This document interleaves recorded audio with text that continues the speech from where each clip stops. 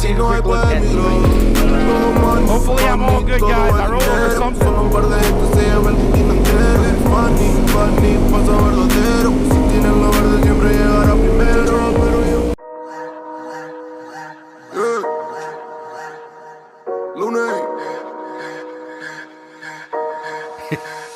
Money work.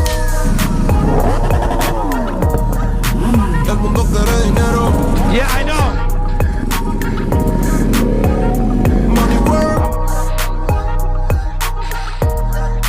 Se arregla con dinero.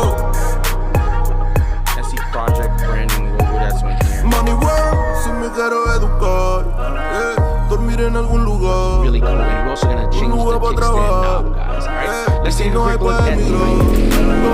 Hopefully I'm all good, guys. I roll over something.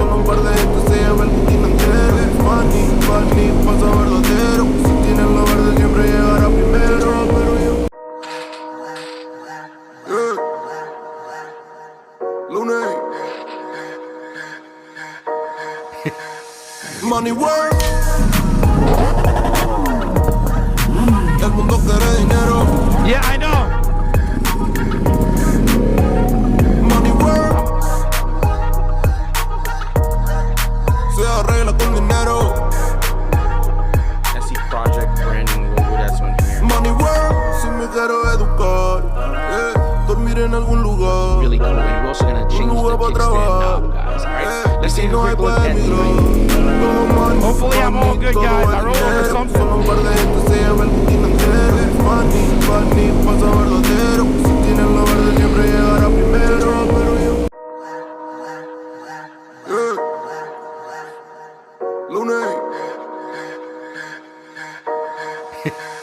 Money work.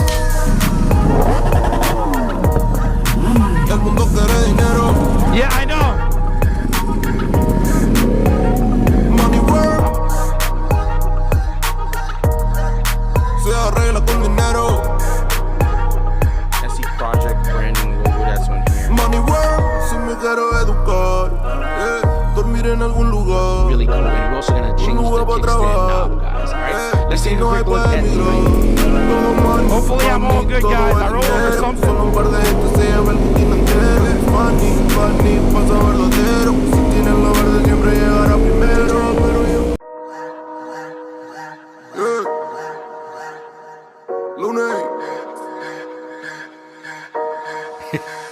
Money work.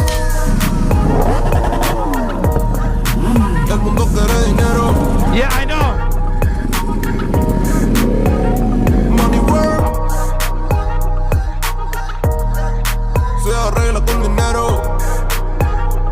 SE Project branding logo, that's one here. Money work. Si me quiero educar, dormir en algún lugar. Really cool. And we're also gonna change the kickstand knob, guys. Alright, let's take a quick look at tonight. Hopefully I'm all good, guys. I roll over something.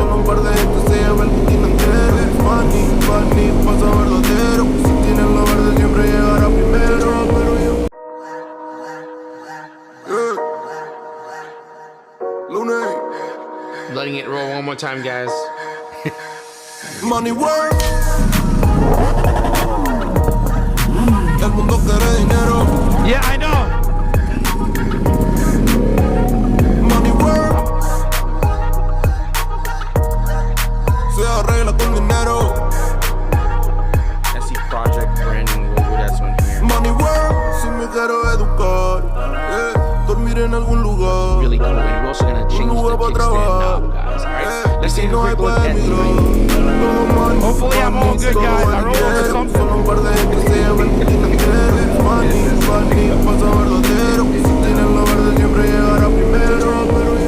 god, that's funny. Let's go, let's go. What's good? Mike's in the building. Welcome to another Freestyle Sunday, guys. Super excited for tonight for a couple of reasons. We have a returning guest that's been here before, and always a pleasure to chat with him. Solorider's in the building. Round of applause. Yeah. It's going to be a good convo, man. Good guy, chill guy, and of course, he's slowly making his way towards YouTube. So excited to actually have him on. And of course, And of course, we're going to do what we do best. We're going to say what's good to our sponsors. Always appreciate Motivation USA being part of the channel and really supplying parts and everything else that we might need, even on the family end. So if you guys ever want to support the channel, you want to show love to what we're doing here, we don't sell anything or anything like that, and you want to get parts, the links are going to be in the description, and that's where you're going to want to go to grab those. Look at, we're looking at some beautiful adjustable levers, folding levers, right? Pretty much gas caps, anything, no matter which bike you ride, whether it's like a super bike or dirt, well, not dirt bike, they don't do dirt bike, but if you need yourself any other brand, they can get it. So yeah, always got to show them love, man. Guys, again, always appreciate you all going out there and shopping, hitting those links, and shopping with those brands that support us, because again, it takes a little bit of work for us to come and sit here for a whole Sunday night and chatting it up. So here we go, man. What's good with you guys? Please chime in the live chat, man. Let me know what's going on with you, man. A lot's been going on with me. I've been pretty low-key with it. A little bit lazy, I'm going to say, to be honest. Like, even tonight, I was like, I don't know, man. You know, the weather's, like, perfect in New York, and it's not hot, but it's not cold, and Ducatis run perfect in those time frames. And I was like, damn, it'd be nice to just go out there and just ride for hours and hours, because, I don't know, it's terrible, man. I think this, like, kind of bad habits, the fact that I don't have any kids, so it's my wife and I, so we get up and go do whatever we want whenever we want, and it's kind of like a bad thing kind of thing. But yeah, let me know what's good with you guys. I'm going to pull up the chat, and then after that, we're going to bring on Solo Rider, man. Actually, you know, we're going to call him Steve. You know what I'm saying? Call him Steve. Put some respect on his name. Come on, man. Steve, you can say what's up to everybody, man. They can see you. I don't know what's going on, good people. Glad to be back. Always love the stream, love the bike fam, everybody that comes in and shows support. So it's always good. It's going to be a great conversation, and just people that are passionate about motorcycle, passionate about what Mike is doing in the community. So I'm looking forward to it. Yeah, man. I am excited for it. By the way, guys, lots been going on. I took the Cowie to get the pegs reinforced, by the way, because I dumped it a couple of times practicing wheelies and stuff.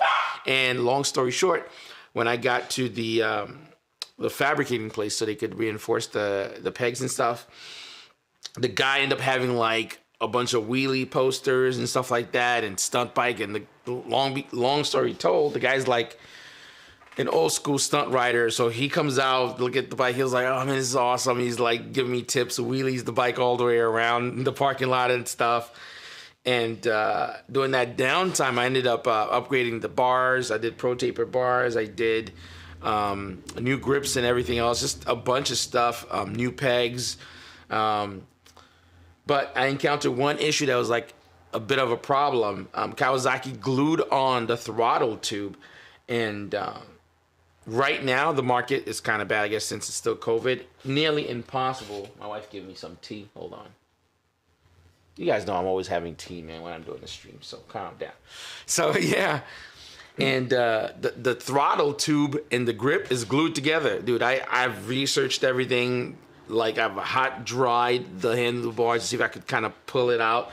Nearly impossible. I ended up grabbing this Pro Taper throttle tube. This is like a super expensive tube because it's billet aluminum. It also has like an action on the end here, like a ball bearing, and then it has another piece of material on the inside. So basically, it's never friction on friction with the handlebar. It's really the ball bearing spinning at the end, and then you have the is it a Teflon? What's the material? Give me a second here. See, sealed radio bearing and polymer bushing. Yeah, a polymer bushing. So it's always like gliding. So it's supposed to be ultra good, which I really don't need for the dirt bike.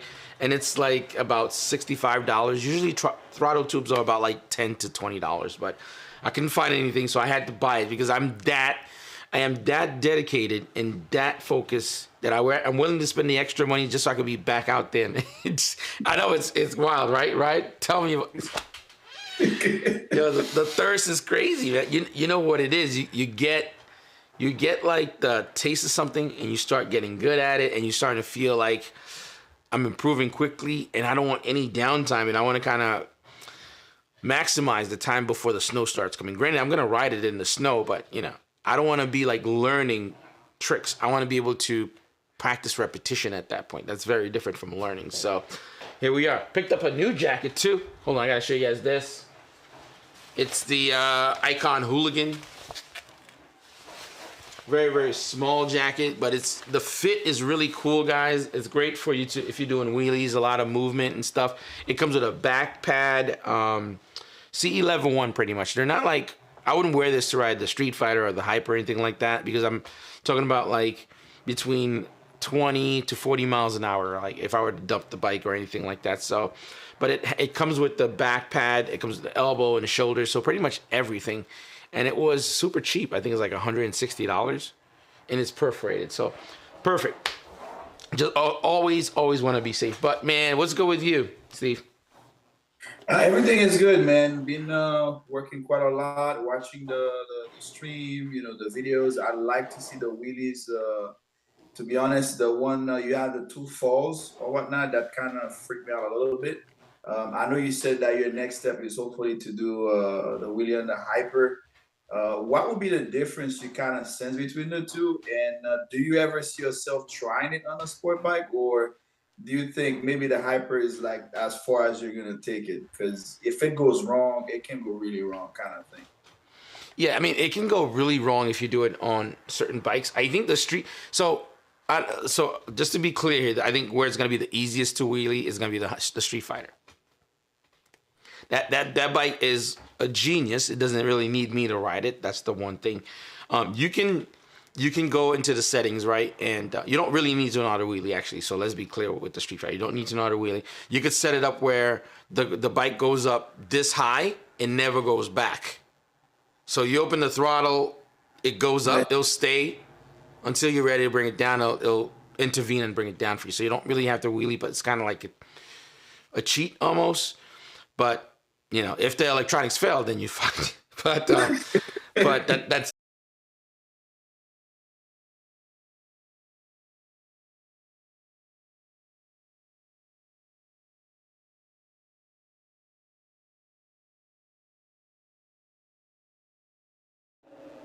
There we go.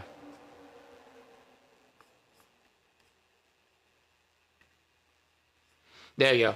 Hopefully you guys could make that out again. There you go. You're good. So just I'm not sure if where it cuts out. Go ahead. You could pull up what you said again. No, I was saying like since you've been riding the dirt bike or whatnot, a lot of people tend to compare, the hyper that's closest thing to a dirt bike. Like, why would you say would be the major difference, especially with you wanting to wheelie in the future on it in many ways? Because they always say it's a combination between a dirt bike and a sport bike in many ways. That's a tough one to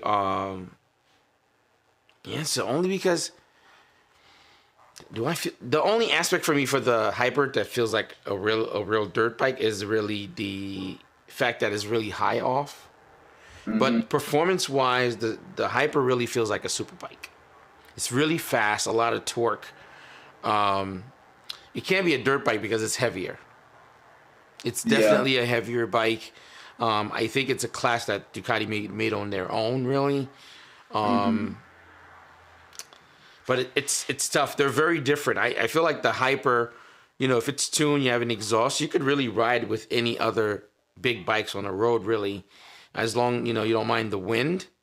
It performs almost like a super bike, really, close to it. But you don't think the short gear ratio is similar to the dirt bike or anything like that? Because I feel like I shift a lot quicker on the hyper more often than not than the sport bike. Yeah, I jump between the gears a lot. But if you tune it, you could tune it where the gearing is a little bit taller or move the limiter, you can. But it makes it shorter. I think they did that by design for the bike to feel like you're always moving the gears. I do move the gears a lot, but what I do now, if I'm in slow traffic or whatever, I push it to like 5th gear or something like that. That way it's just like sipping on the I see. On the Okay. And where are you at right now when it comes to the wheelie? Because we saw a few falls and stuff. So. Yo, I mean, it's the falls are not as bad. I know in video they look really bad. I think when you prep yourself for it, when you put yourself in a situation, you know that it could happen. Honestly, for me, I've thought a lot of time I would have fallen back, right? Mm-hmm. And I guess since I have a little bit more understanding of what I'm doing, I kind of know the rear brake a little bit. Unless you, one of my third crash wasn't a mistake really. What happened is when I clutch up the bike, you could see right where I try to go hit the brake. When I clutch it up, go up, and I'm sitting, and maybe I adjust my seating position, my foot slid down, so it was right below the brake. So you can see my foot going like this. So I missed the brake. Instead of me just, standing up, I panic. Instead of doing that, I fall like onto my chest and let the bike go. Really, it was intentional. I bought the bike that I'm gonna let it go. I expected to damage this bike way earlier already than what it is now. Actually, there's no damage on the engine. There's no damage on the plastic. I've dropped it like 3 times, except for the peg that I bent. Really, that now I'm just swapping. So, the falls are not as bad on a bike that you're gonna drop. I think in most cases people panic about the falls. If you drop your S1000R, it's gonna hurt on a lot of levels. Oh, I'm crying. Right? It's the bike you love, the bike you put a lot of work in. You got to rebuild it. You got to get new plastic, and a little bit of dignity is broken too. This bike, you bought a $5,000 bike. You dump it. Purposely you bought it for that reason. It's not too big of a deal. As long as I don't break my ankle, I don't break my leg, or I don't break my fingers or something weird like that. That's gonna throw me off. Dump the bike. Pick it right back. And that's the best part. When you have a bike that you feel that way, you drop it, you pick it up. I would continue practicing right after. Yeah. So I think that helps a lot. Why did you went with the Kawi, not the Suzuki, the W or X, the 400, whatever that is? There's a couple of them actually. There was what I have in my lineup. I did a whole, it's so crazy, man. I did let me just put a split screen right here real quick here. I have this Adam White heat tag on there. I gotta take that off and put yours. Give me a second here. What's funny about that, where are you? I have I'm trying to quickly go through my server and find.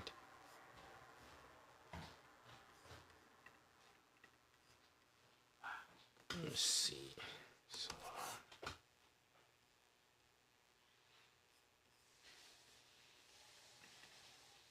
Wow, I got so many files on here, man. That's pretty crazy.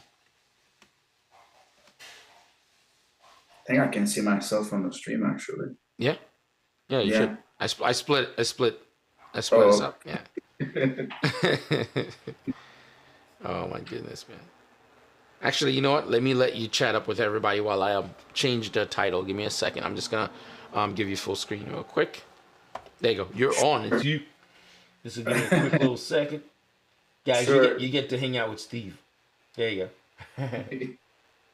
Yeah, I was kind of wondering, why the Kawi in many ways, and in terms of the challenges when it comes to the wheelie, because we saw you had quite a few falls or whatnot, and I know it's, again, you didn't try to do it on the dirt or the grass or anything like that, so to see you kind of keep going at it and trying a bit harder, or whatnot is it takes courage or whatnot. Plus, on top of that, too, I'm kind of wondering, okay, when you kind of have everything hands down on a dirt bike side of it, how you gonna transition all of that on a street bike? You know what I mean, or whatnot? Because a dirt bike, like you said, you don't care for it. Now, when you're playing with your babies, it's a different ball game or whatnot. Because if I drop my S1000. Oh man, it's I'm gonna be grieving for a few days, Yeah. So, the thing that's really interesting about learning a new skill or learning something that's completely different, man, it's not and I've realized this is something that's really interesting, right? It's not that different once you know how to wheelie well. For example, when I started wheeling the Cowie, right, got completely used to it, and I ended up going to cycle gear. And the guy's like, "Oh, I've seen your clips. I've seen you learning. I've seen you on the stream. Blah blah blah." And they had a Honda Monkey there, and the guy was like, "Oh man, I like how you explained it on the stream." And I was able to do the same thing I was doing on the Honda Monkey. I don't think once you get the same tactic, the basics down, it applies pretty much to all motorcycles the same exact way. The only thing that really changed is you understanding your rev limiter, where the power band is at. So for example, on all my bikes, I know exactly where they are. On the Monsters, between 5,500 to 6,500. That's like the bang area. It's going to come right up. The Hyper, anywhere between 47 to 7,000, you could crank it. It's going to come up if you clutch it up. The Street Fighter is pretty much all the range. It's all over. You could do it anywhere. But once you have the same, proper body position, you clutch it up, you know your rear brake, just make sure you turn off the ABS on the rear brake on the other bikes. It should be the same. Because I do all the dumping now with the Cowie, do all the sacrifice. I'll make the bike the sacrificial lamb and stuff. And then once I get to the point where I'm extremely comfortable, then I'll just do it on anything really. So it's not too much of an L, you know what I mean? Yeah, I'm looking forward to see those, man. I'm not gonna lie, that's pretty brave right there. Especially when you're gonna try it on the Hyper. By the way, what do you have any more plans, any upgrades, anything you're gonna be doing to the Hyper or the Street Fighter coming up, or any ideas you might have on those? The Street Fighter, I got a gang of stuff that I haven't done. And I was just telling Steve, guys, that I got so much into this and pouring so much into it that even when I am free to ride, I haven't ridden any of the main bikes in almost 2 weeks, going on 2 weeks. Anytime before work or after work, I'm just going straight to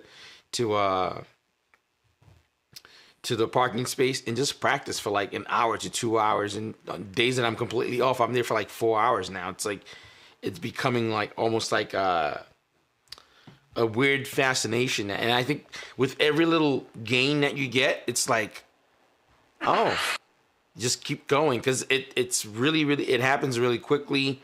The fear factor, that was my biggest thing in the beginning. Like, I'm going to fall, I'm going to hurt myself, I'm going to drop my bike. And once that's not there anymore, man, it's not too bad. None of the falls that I've experienced, granted on video, they look really bad. And you could hear my boots scraping. On one of the falls, you hear the boots scraping. And clearly, if I wasn't wearing boots, like my leg would really, like, scrape on the floor. And I'm not practicing on dirt. So, I mean, it's cool, man. I mean, I think my excitement trumps my fear. So that's a big part, I guess. You know what I mean? By the way, you know what was surprising too about have any police officers been bothering you or told you that you need to leave the premises? Because I was surprised that nobody came and bothered you. Because in Florida, when you go to a parking lot or something, they come and tell you need to leave. It's private property and stuff like that. No, so hold on 1 second here. I'm just doing your tag here, Solo.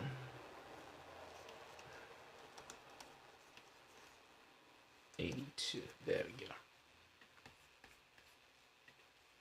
Guys, this is wild, man. I'm actually photoshopping right now as I am as I'm talking to you guys. This is crazy, man. I tell you, it's all of this stuff takes a little bit of time and so much effort because. Let's see here. I'm photoshopping it exactly as I'm talking, so that's another fun little layer here.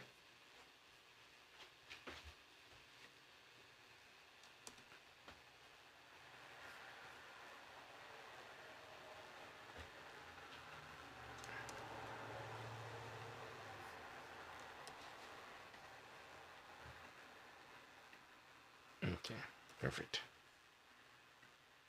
Sorry, go ahead. What did you say? Leave one more time. No, I Sorry. was saying that I was kind of surprised that you haven't had any police officer like bothering you or anything like that. Because normally they come and tell you this is private property, you need to leave, or I know that happens more often in Florida, some areas in Georgia too. So that's why I was kind of like I was very surprised in New York, which I've heard a lot of terrible things. So I was surprised nobody came and bothered you or anything like that.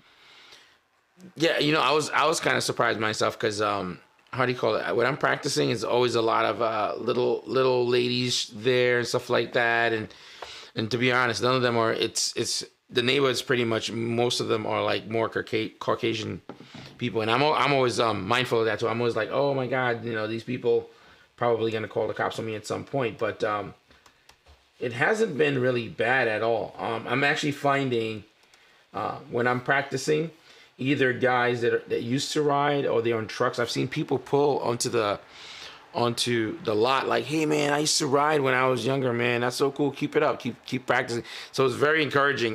The other day while I was in the parking lot, there's a little older white lady came. She was like, oh, you here practicing? So that means she's been seeing me. And one thing that I always do, even here in my own neighborhood or whatever, I walk my dog. If it's a neighbor I've never seen, oh, hey, I'm like, I introduce myself. It's almost like disarming people. You know what I mean? They don't think that you're going to damage their car or their property. So, somebody shows up, oh, you're practicing. Oh, I do my whole exchange with them. I let them talk to me. And then before I walk away, oh, by the way, I'm Mike and your name is blah, blah, blah. They start seeing me more and more often. And of course they realize I'm near in the neighborhood because I'm always coming to the same exact spot. So much so to the point that I think I showed up one time to practice. There was a guy and a girl that park. I think they either was having lunch or something like that because that little area is so secluded.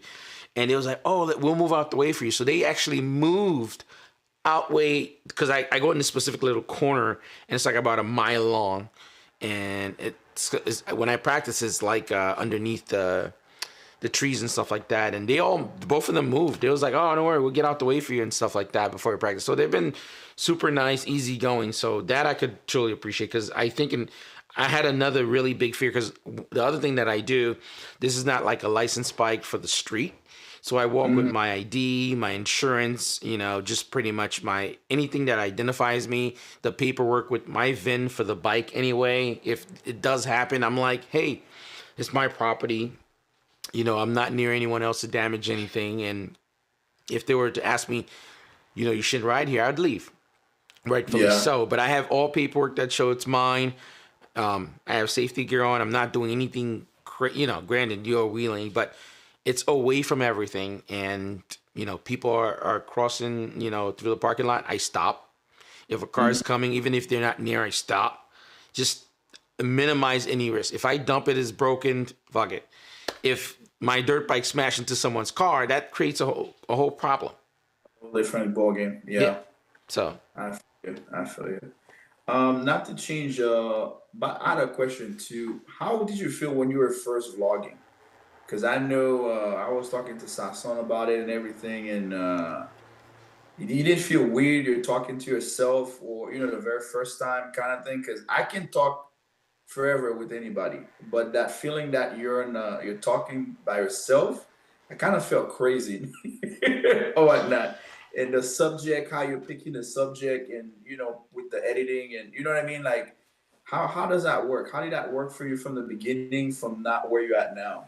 I mean, I'm so glad that gave me just enough time to finish everything I was doing, editing a whole Photoshop. Now your name's there. Woo! God damn, took me a little bit though to do it. I don't know, man. It's kind of a toughie, really. Vlogging has always been very natural to me because it's. I think I was ramped up. So when I first started doing vlogging, there was a lot of people like smashing mirrors, yelling at people on the street. And that always bothered me. I'm like, man, I could do a better job to tell a story and stuff. So I think I might have been a little bit more subtle. I think the only thing that changed a lot about me is understanding the volume. I think there's a small space when you're vlogging on camera that, for example, I'm talking to you right now. I'm like pretty much normal, right? If I talk to you normally, if we're across dinner, this is probably what I'm going to sound, right? Yeah. Right now on the stream, for it to be somewhat of convey the emotion. Is this a camera thing? It's so weird that it's hard to explain. Like, I'm talking to you over dinner, we'd be talking normally, whatever, just, you know, having a good time. On a stream, I'm not like, yo, what's up, man? Welcome to the stream, blah, blah, blah. That sounds crazy, right? But if you notch it just a little bit, oh, welcome to the stream, guys, or whatever, it, for some reason, it conveys it a little bit different. And that's what happened with most people that first started vlogging. Like, it sounds like either they sound boring or they sound very timid. They just don't know how to project the voice so it could sound right. There's like a fine line. Either you sound the guys that go, yo, man, I'm going to get some burgers, blah, blah, blah, and they're super lit, right? Either you're that guy or you're the guy that was a little bit boring. I think I fell on the a little bit more boring side because I wanted it to be a little bit more controlled. And then you start finding the voice where it's like, you can talk with enough excitement, with enough energy, where it doesn't sound like you're pretending almost. It's a tough in between, but it's a cool thing when you find it. And also, too, the other thing that to me, I was kind of, because I know last stream when we were talking, you did mention that you had two different cameras or something in terms of one for the exhaust sound and one for, because once you have the mic up there, then that would mean now they won't be able to hear the bike in many ways, right? Or something like that is what I would assume, or they don't hear it that well. Did you face that problem or anything? Or did you have like two different set of cameras and you kind of match everything doing editing? Hold on. Give me a second. I could have sworn I updated. It says Adam White Heat on there. It's kind of weird.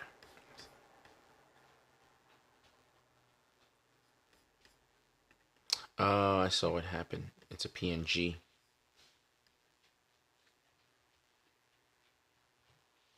I gotta open up back Photoshop because it's saved as Adam Wahid's thing and not let's see. Yeah. Oh my God, you guys are so great. My wife is saying the same thing. Man was like, it says Adam Wahid at the bottom, and Mr. Blackwell has sent me the same thing too. He was like, man, it says Adam Wahid in the bottom, and I'm like editing it right now. It's so funny. It's too good. Hold on one sec, guys. I actually have a generic one too.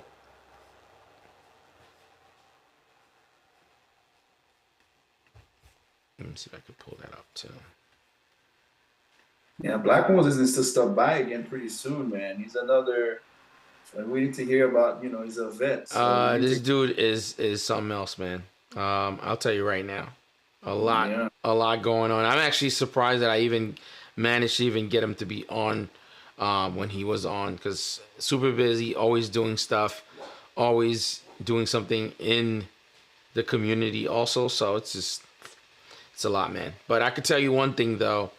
Anything that he has going on, I'm always gonna go and show love and support, man. Because for him, that's what I want you to do too, with not just a stream, but you're very involved in the community. Like you were telling me earlier, when you went to Cycle Gear, the guys recognized you and everything. So that to me, it comes a long way. You know? Yeah, man. I mean, it's just a lot, man. When I went over there and they immediately started talking about the stream and stuff like that, and they were like, man, you know, I know you want to get new bars, don't worry about it, we'll just ring it out. You know, it was very inviting and stuff, and it's super encouraging.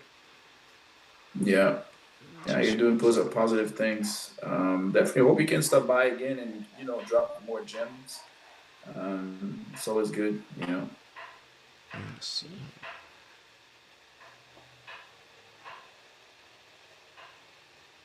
I'm just looking for a template here. I have your template too. Into that just crossed my mind too. I always hear like people always say their dream bike. What's your dream bike, man? Because you know why I asked that question? Because when you say you're gonna get a new bike, I really did not anticipate it was gonna be a dirt bike, and I know why we got it. But when you said that, I really did not anticipate that. And the same thing too with Dylan. When he says getting a new bike, I did not anticipate an H2. So what's your dream bike? Yeah, I'm gonna tell you right now, I don't really have a dream bike. I'm gonna tell you why I don't have a dream bike. It's not because I don't want people to think, oh, this guy's cocky or whatever. So I think when something is a dream is really unattainable. The way that I like to do things, this is like one of those things. This is really more about me. I don't want anybody to take this. Whenever I say something, I never want people to take it in a way where it's like I'm being arrogant or cocky or something like that. This is my thing. This is the way that I've trained myself to be, and I think it's helped me through life, and it helped me through my personal life. If it's something that I really, really want, and something that I'm passionate about, and I think my wife would probably say the same thing, I'm gonna say, hey man, I want this for my life. I want this. And this is why I got super excited when Black Moses was like, hey man, you really want to do the stream, you really want to do your YouTube, say you're gonna do it. And that was very empowering to me. I will never forget that one moment, because it's very crucial to me, because I really feel that way. It's like, if, let's say, hypothetically speaking, I want Panigale V4S. I want the newest one when it comes out. Instead of making it a dream, the way I look at it is, I know what I want.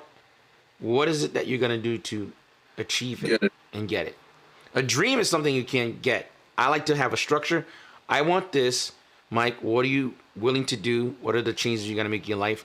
How are you gonna make things happen to make it happen?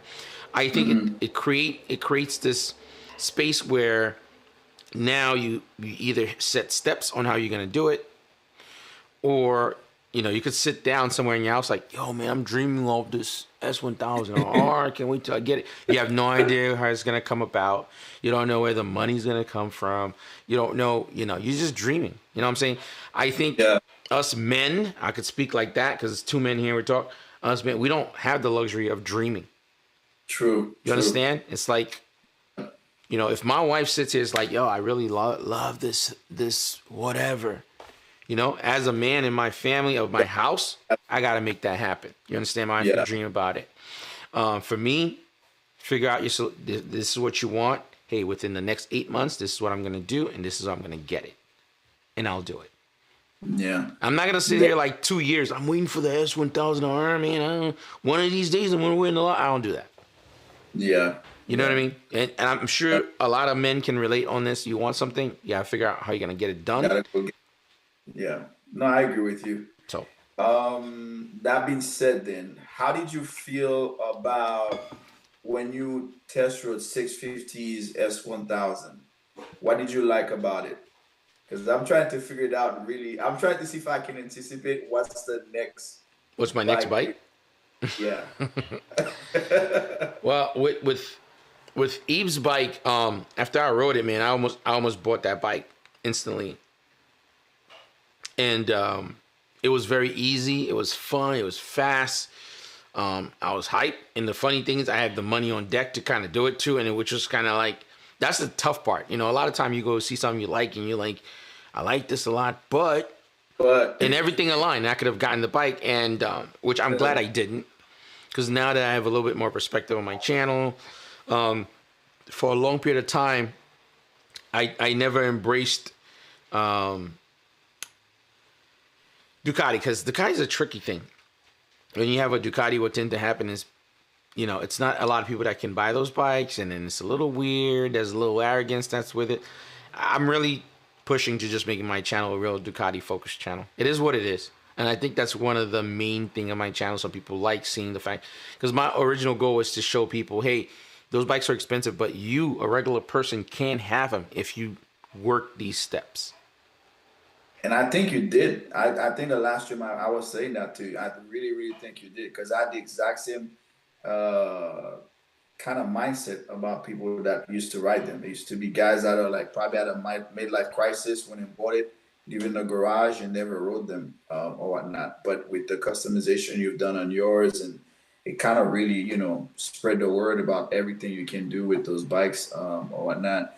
But from what I've heard, a lot of people said between the BMW and the Ducati, they always say the Ducati is a pure racing bike. So that's why I was kind of trying to see if there's anything that would have changed your mind from what you felt from the BMW versus a bike that's a track bike pretty much. Well, I mean, if we're going to be honest, I think Ducatis are definitely just race bikes. They've had that pedigree for a long time. I think they finally managed to make race bikes that are ideal for riding on the street. They just nailed that, actually, to be honest. They've struggled with that for a long time. And they've managed to create amazing, let me see here. So, I'm still editing, by the way, for some reason. You know what happened? In some cases, Photoshop requires you to restart the computer to be able to save. For some reason, it just does that. It's one of those glitches. So I in the mix of doing all this, I managed to download a third-party program. Oh man, this is crazy. And then reopen the file, Photoshop file, convert it in, and then trying to edit up. Let's see if I did a good job there. Yeah, I did do a good job. I managed to fix it on back end while I'm talking. So I don't mean to be rude when I'm looking away and stuff. I'm usually either doing something. So now it's fixed. But very, very close. I think now Ducati managed to make road bike, super bikes that are useful on the road, especially with the V4. I mean, it feels. You know how you would probably, if I could translate exactly how I felt when I rode the BMW S1000, go to a Ducati dealership, right? Ride the Street Fighter V4S, the Dark Stealth, the SB version, and then tell me how you feel. You can be like, oh my God, I got all this power and it's super comfortable. I can do anything I want. It's like. Yeah. But this is the thing for me, though, when it comes to it. Like, to me, the only way I would be able to the only thing I can compare to the S1000 would be the V4S. Let me tell you why. Because even if I rode the Street Fighter and it has all this power, the fact that it's a naked bike, when I get on the highway, all this wind is beating the heck out of me. I know I'm not. That's the part I'm not gonna like about it. Because when I'm on the hyper on the highway, I love the hyper, but on the highway, man, that thing, between the ride to work and back, I'm like, I don't even want to go to the gym. I'm exhausted because the wind just really beat the heck out of you. So that's why for me, that's the only way I could compare the two to really be able to. And that's what I'm still debating, because I said I want to kind of get another sport bike, but I'm debating if I should get the new S1000 or if I should just get the V4S kind of. I'm biased, man. I'll tell you the Ducati, but the funny thing is, it's I'm blessed, man. I'm not gonna lie. I am truly blessed and really happy. I can't complain about any of those things, because I could say, oh, I'll ride my Monster and then chill on it. I jump on the Hyper and chill on it. If I'm not comfortable with one thing, I go on the other. Not everybody has the opportunity, but it's nice to be in that position. I definitely understand, because when I ride the Hyper, I don't feel the same way you feel. When I ride the Hyper, it's the best time ever. I'm just going to tell you guys the reason why it's that. Because you're in New York City. We're talking about you're going from sidewalk to the street, traffic. You're really high above everything. You're not doing 130 miles an hour, but you're getting explosive 0 to 100 within like a couple of seconds.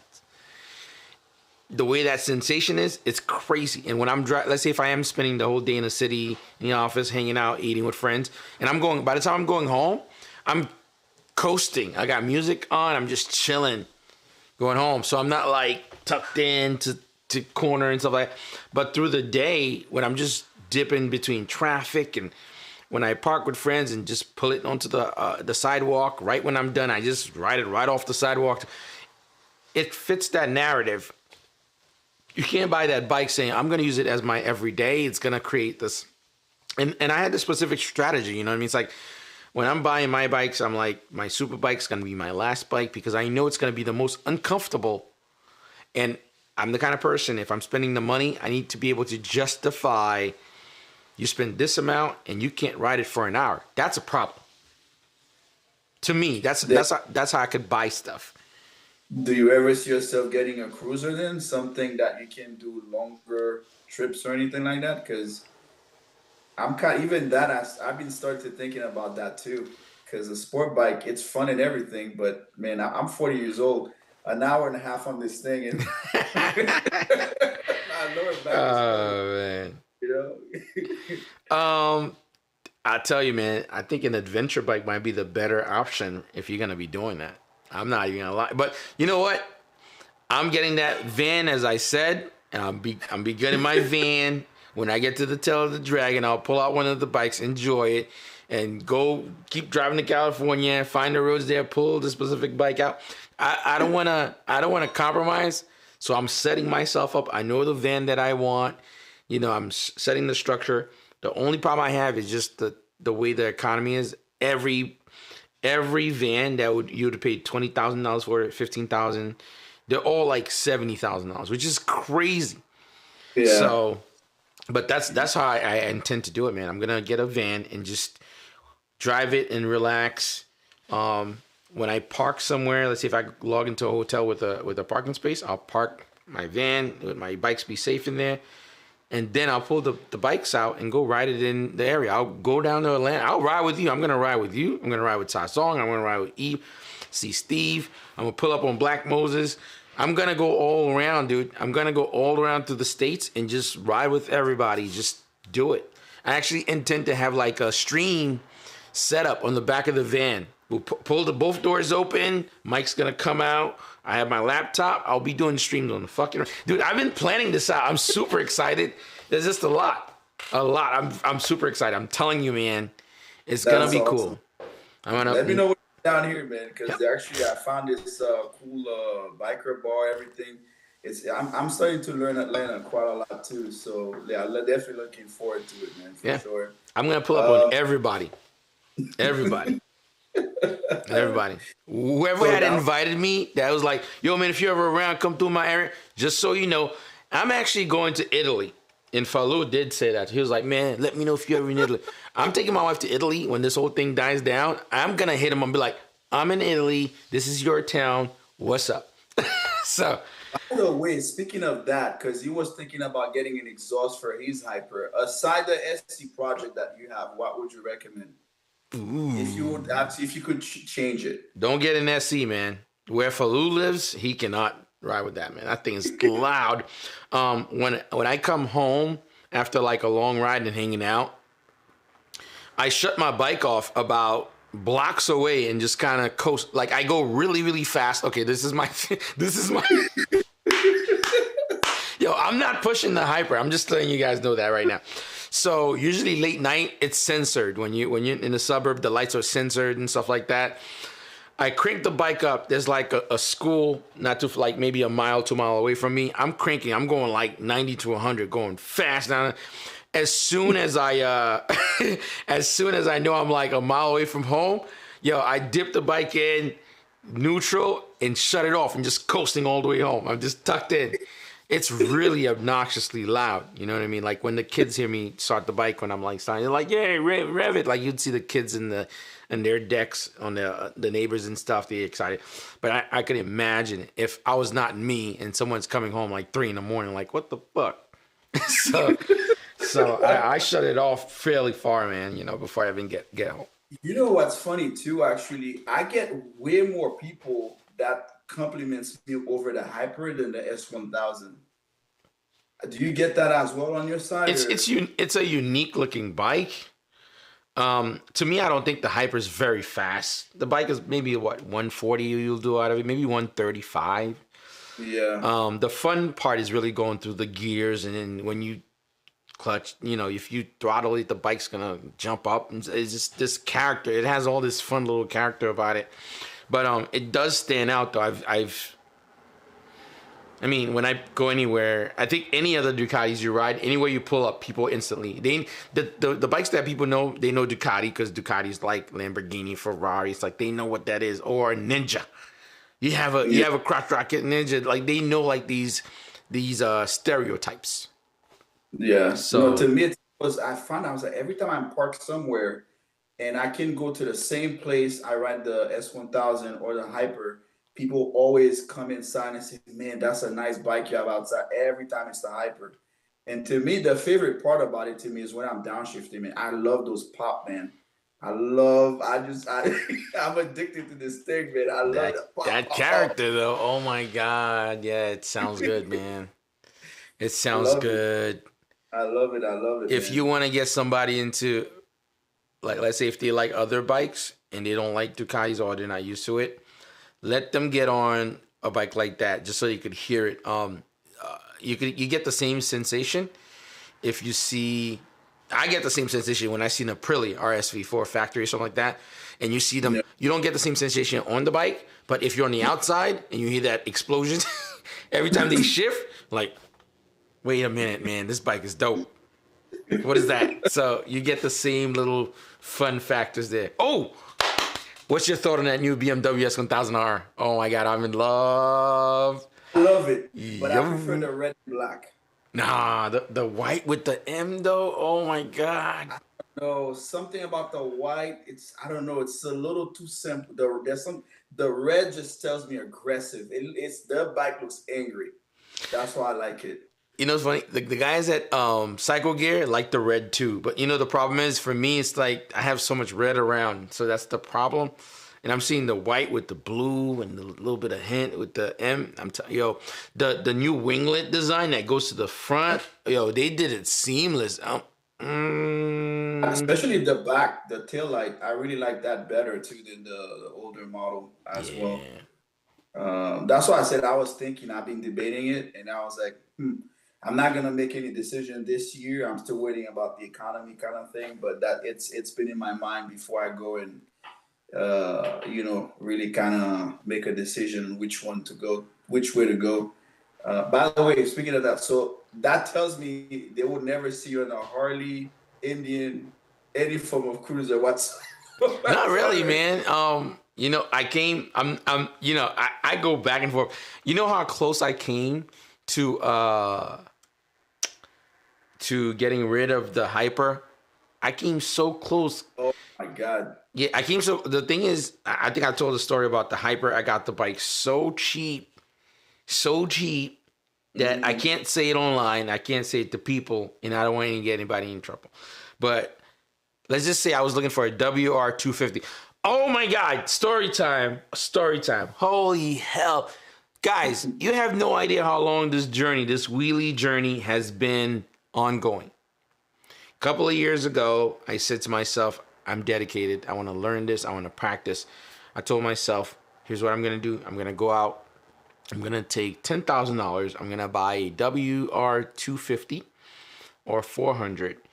And I'm just going to use that as a practice bike. I'm going to make it a supermoto because I always wanted a supermoto. So I'm actually going to have one also. That was the thing. I was actually going to get rid of the KLX after I'm completely nice with it and get a Husqvarna. But I'm told, no go, do a KTM. I'll do like a dirt bike KTM. I'm all over the place. This is crazy madness. So I go to the dealer, of course. And again, I'm always grateful for YouTube. I don't have a huge platform. Always very grateful. You never know who's watching. The videos that I did, like with unboxing, with motivation, also the install videos. Instantly, the owner of the dealership was like, hey, some other guys in the service department watch your videos on the new bikes because they have to wait for the manuals and all that jazz. And, I'm doing it first. So, I do all the sacrifices. I'm doing all the difficult stuff and I got the shitty tools. I'm doing it. So, and from there, conversation spread around and stuff. And I was like, I'm looking for a WR. I want to practice doing wheelies. He was like, why do you need that for, man? Now, of course, that's a dealer. Why do you need that for, man? Pick what you want. Let me know what you want. You know what? Don't even get a WR. You should get a Hyper. And that was it. A couple of days later, they're delivering it to my house. And then what happened is I had the Hyper, and I'm like excited. The bike was dope. It was fun. I'm like, damn it, I can't be taking this out to wheelie, man. If I dump this bike, it's gonna be stupid. This is a great opportunity. I end up having it, and it was cheap, and I like it a lot. It's fun. And I just ended up adding a new bike that potentially I was going to add anyway. And so I put the dream to the back burner. I'm like, all right, this wheelie thing's going to have to hold out because I can't practice on the Hyper. And the funny thing is the same guy that ran the dealer till this day, he's not at the dealer anymore. He's in the tri-state in New York. And every time I'm out and about, he sees and he posts on Instagram. He's like, yo, let me come out, man. I'm like, yo, the bike's yours whenever you need it, take the keys or whatever. Because I always saw building this relationship with people. And he was like, man, let me know when you're around. I'm going to come see the bike and stuff. I'm like, yeah, you can because he has children and he doesn't really ride as much anymore and stuff like that. But super, super cool guy. And so I put it in the back burner. I'm like, I would feel horrible to know that he went that far for me that I would dump this bike. And I said to myself, all right, I'm going to enjoy the Hyper how it's intended, wheelies, slides, and stuff like that, but I'm going to learn it well on something else. So now time went by on. Again, I put it back to the back burner because I'm like, Street Fighter came out. I was like, oh my God. First day I saw the Street Fighter, I'm like, sold. I went to the dealer like a day after. I'm like, here's half. Let me know when it comes in, the other half. I bought the Street Fighter like, if you look on Instagram, my post was like, oh, they released the bike. I love it. I buy it. And I bought that. And I put it further back burner. More time passed. And I'm like, shit, I got to really do this. And I'm like, yo, that's 2 birthdays has passed. I'm getting older. Like, what are you doing? And I've been to the dealer a lot. And I started looking. I'm like, what am I going to buy? And I spoke with Jason Britton. I spoke with Red Bull stunt rider Aaron Colton. The combo kids and stuff, just seeing their advice and get everyone's opinion and stuff. And long story short, I finally picked up the dirt bike, man. It's been so many years I've been saying I'm gonna do it. I always buy the fancy toys instead of buying something that I know that I could do that with. So that's how long it's been. Yeah, it's funny you said you almost got rid of it, because actually to me it's the one bike that I don't think I'll ever get rid of. It's too unique. It's really too unique for me to get rid of it. Like, I can get another sport bike with more tech, more stuff. The Hyper to me is the one bike that I'm like, yeah, this mixture, whatever Frankenstein stuff they've created, Mm-hmm. it's too unique. I'm like, I'm never getting rid of that bike, or whatnot. It just what it does. Like I said, even on the highway, I take it every now and then. But even though I complain about the wind and everything, but I love the bike for what it does. And to me, the downshifting, oh man, the bike is fun. It reminds me back in the days when I used to drive a manual car. That's what it reminds me. I used to have fun, Yeah. You getting that heat compression with the pops. Yeah, it's great. I love that thing, man. I really, really do. So if you'd have to get a cruiser, what bike would you think you would see yourself on? I think the Rocket 3 looks cool, man. The Rocket 3 looks kind of cool. And I guess I don't want to be biased, but the reason I was going to get rid of the Hyper, because I felt like my wife was starting to, I feel like every time I go out, she doesn't say it, and she doesn't say it, and she doesn't like to be discouraging, but I could see that she wants to ride. Before she got sick and stuff, like, she doesn't really get on the bike like that. She would sit in the garage on the bikes, and she still does. I'll be in the office, she takes photos, like, I'm on the bike, whatever. And I started feeling kind of, because a lot of our experience are always shared, you know what I mean? They always have fun together or whatever. And I'm like, damn, maybe I should just get a Diablo, because it's very low, the seat's not high or anything like that.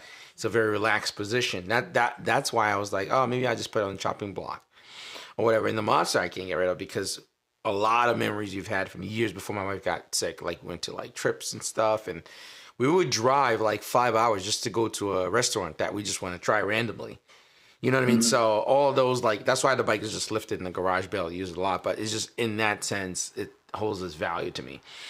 So in the Street Fighter, I took the rear pegs off. This bike is just way too much. You don't need to be with anybody on this bike. This bike, you get on it just to go do wild stuff. So that's what I thought about. I mean, if anything, I really like I like Triumph a lot, really, because I think they have really good characteristics. I could see myself riding a Triumph.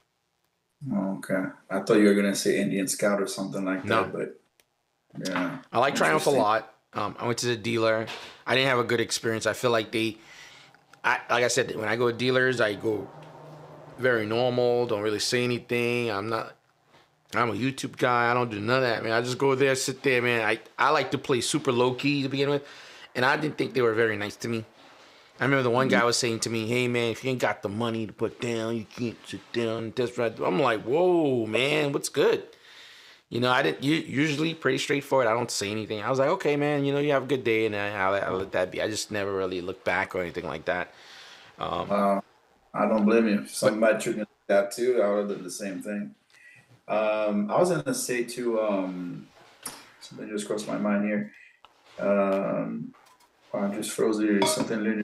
I'm out about what you were saying. No, I'll finish up while you didn't. Maybe I took it a little personal too, but I just didn't like the fact. I've never went to any dealer where they tell me I had to have the money. I'm not buying it from like a second person or second hand owner. I'm going to a dealership. There's insurance for any issues. You know, the guy was like, "Yo, we have to run your credit or whatever and have money for you to test ride the bike." I'm like, "What?" Either the guy thought I was dumb or, you know, I didn't have it for real or I was just joking. And the funny thing is, what's weird, I had my bike parked outside and my bike was lit. I'm talking about like all the nice shit on it. I'm like, Yeah. all right. It's funny. Actually, I bought 2 bikes from the same dealership. They still don't let me test drive them either, too. I don't know if it's a policy thing or whatever. The only place I know they won't let you test ride a bike, which I understand, it's New York City. Inside the city, there's just too many variables. If you hurt someone, if you hit a car with their bike, that's a big problem. But then they hold off. They hold events where you could try the bikes, which is fine. But this place was different. It was like in Brooklyn. I'm not dropping any company name out there. I'm just saying like it was in a space. I've seen other people go there and people say, "Oh, you go out there, go try out some of the bikes." And to be honest, I'm between Ducati and Triumph. They're pretty close. I really like both styles a lot. By the way, last time we spoke, you did mention that you did think that there's certain bike that boost the channel more. Yeah. I was thinking about what you said, and I was thinking, okay, 650E got all the expensive stuff. Fastlane D, O&M, H2 got expensive stuff. You know, MK, all these guys, they got some expensive stuff. Why did you get to that conclusion? Because that really stuck in my mind. I'm like, well, all these guys, they got fancy stuff, and then their channels are crazy. Like, why do you thought about that kind of? I think it's one of those things with YouTube, man. You start understanding it. You see, not even that. We're not even talking about motorcycle people that does car channels, like the new Nissan Z coming out, right? That's pretty popular. Yeah. A lot of them already buying that car. I mean, the thing is, the trick here is, I mean, I could say it this way. For example, the dirt bike, I might flip to get a supermoto because I've always dreamt of having a supermoto. I have to have one, but there is no way you're going to own a supermoto without knowing how to wheelie really well. That's dumb. You're buying a wheelie bike and you don't know how to wheelie. So it's one of those things. The Ducatis I'm keeping because that's always been like a thing for me. Like when I was very poor and I was a kid, I didn't have anything. I was like a thing. That's when it was a dream. That's when I had dreams. And you soon realize dreams are no good. You have to focus and see what you want to do and how you want to do it, right?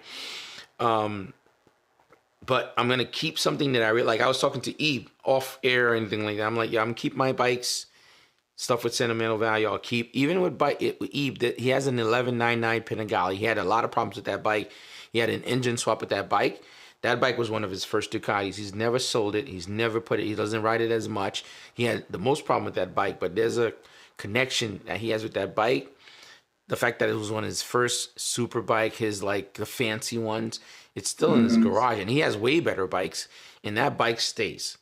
So I'm gonna, in the end, for me, is gonna be, yeah, I'll have my fun bike. I'll keep my pride and joys there. I'm gonna buy a super bike. So I know a lot of people wonder what's going to be the next bike, blah, blah, blah. I'm getting a super bike. That bike is going to become a rotational bike. I'm going to buy the bike outright every 2 years. Every time there's like a big bump, like the supercharged, like the Cowie that Fastlane D bought. If that's the next lit thing, preemptively I'm going to know. I'm just going to sell this bike and get that bike. Next year, 2 years, something happened, flip that bike. It was going to be a YouTube bike. Most clicks, most views.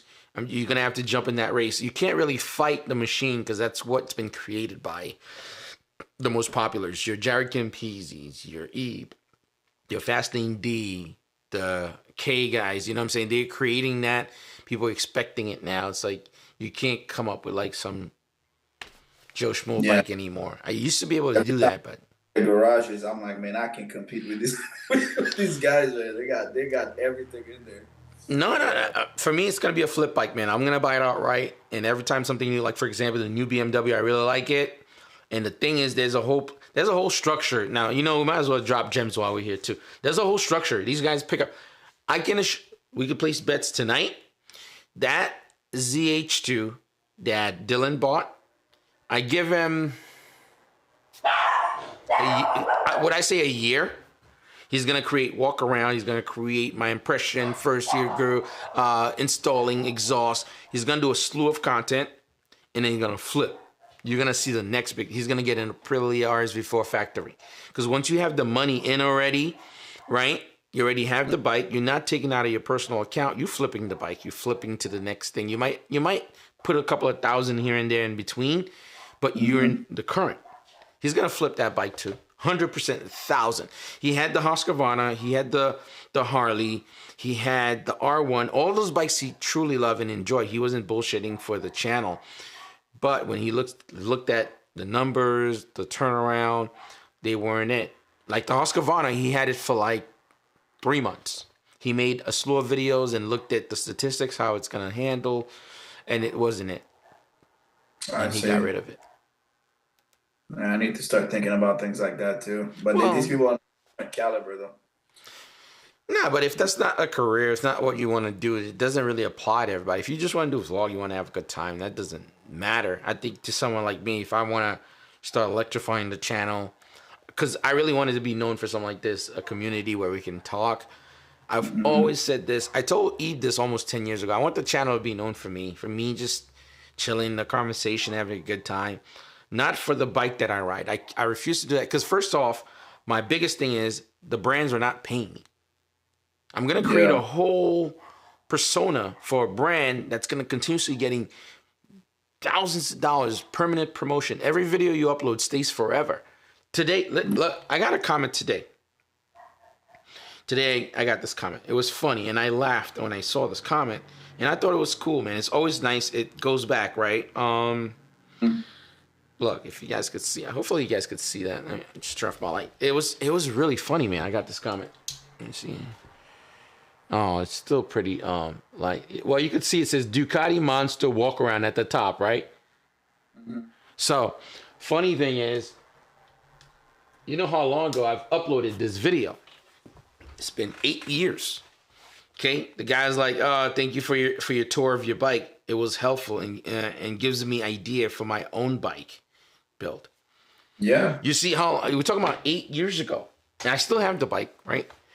But it's still inspiring other people to either style it that way and do things. You know what I mean? I don't want to build. I rather build my channel on my own persona. But you remember I told you that the last stream too. I hated Ducatis. I remember I told you that. I said it wasn't until I saw your Monster and the Hyper, and I was like, holy moly, I didn't know you could have done all these things. I remember I was saying that. It was the same thing. I've always seen them just plain, nothing done to them, and some guy who never really doesn't ride, that just have in his garage, takes it every now and then on a Sunday, sit in front of a coffee place. You know what I mean? that to me, that was an image I had about it. I never liked it. And then when I saw everything you added up on it and everything, and I said, holy moly. And then that's what got me to get the Hyper, and now that's what got me to start thinking about the V4. That's why I even thought the same thing. I said, when it comes to 650E, I said BMW should always, every year, give them you. I think Ducati, the same way, Jason is the Kawi guy. I think you should be the Ducati guy. Because from what I've seen on all your videos and everything, installations, the way you ride them, you treat the brand, very, very well. You put a name on it, at least in my opinion, again.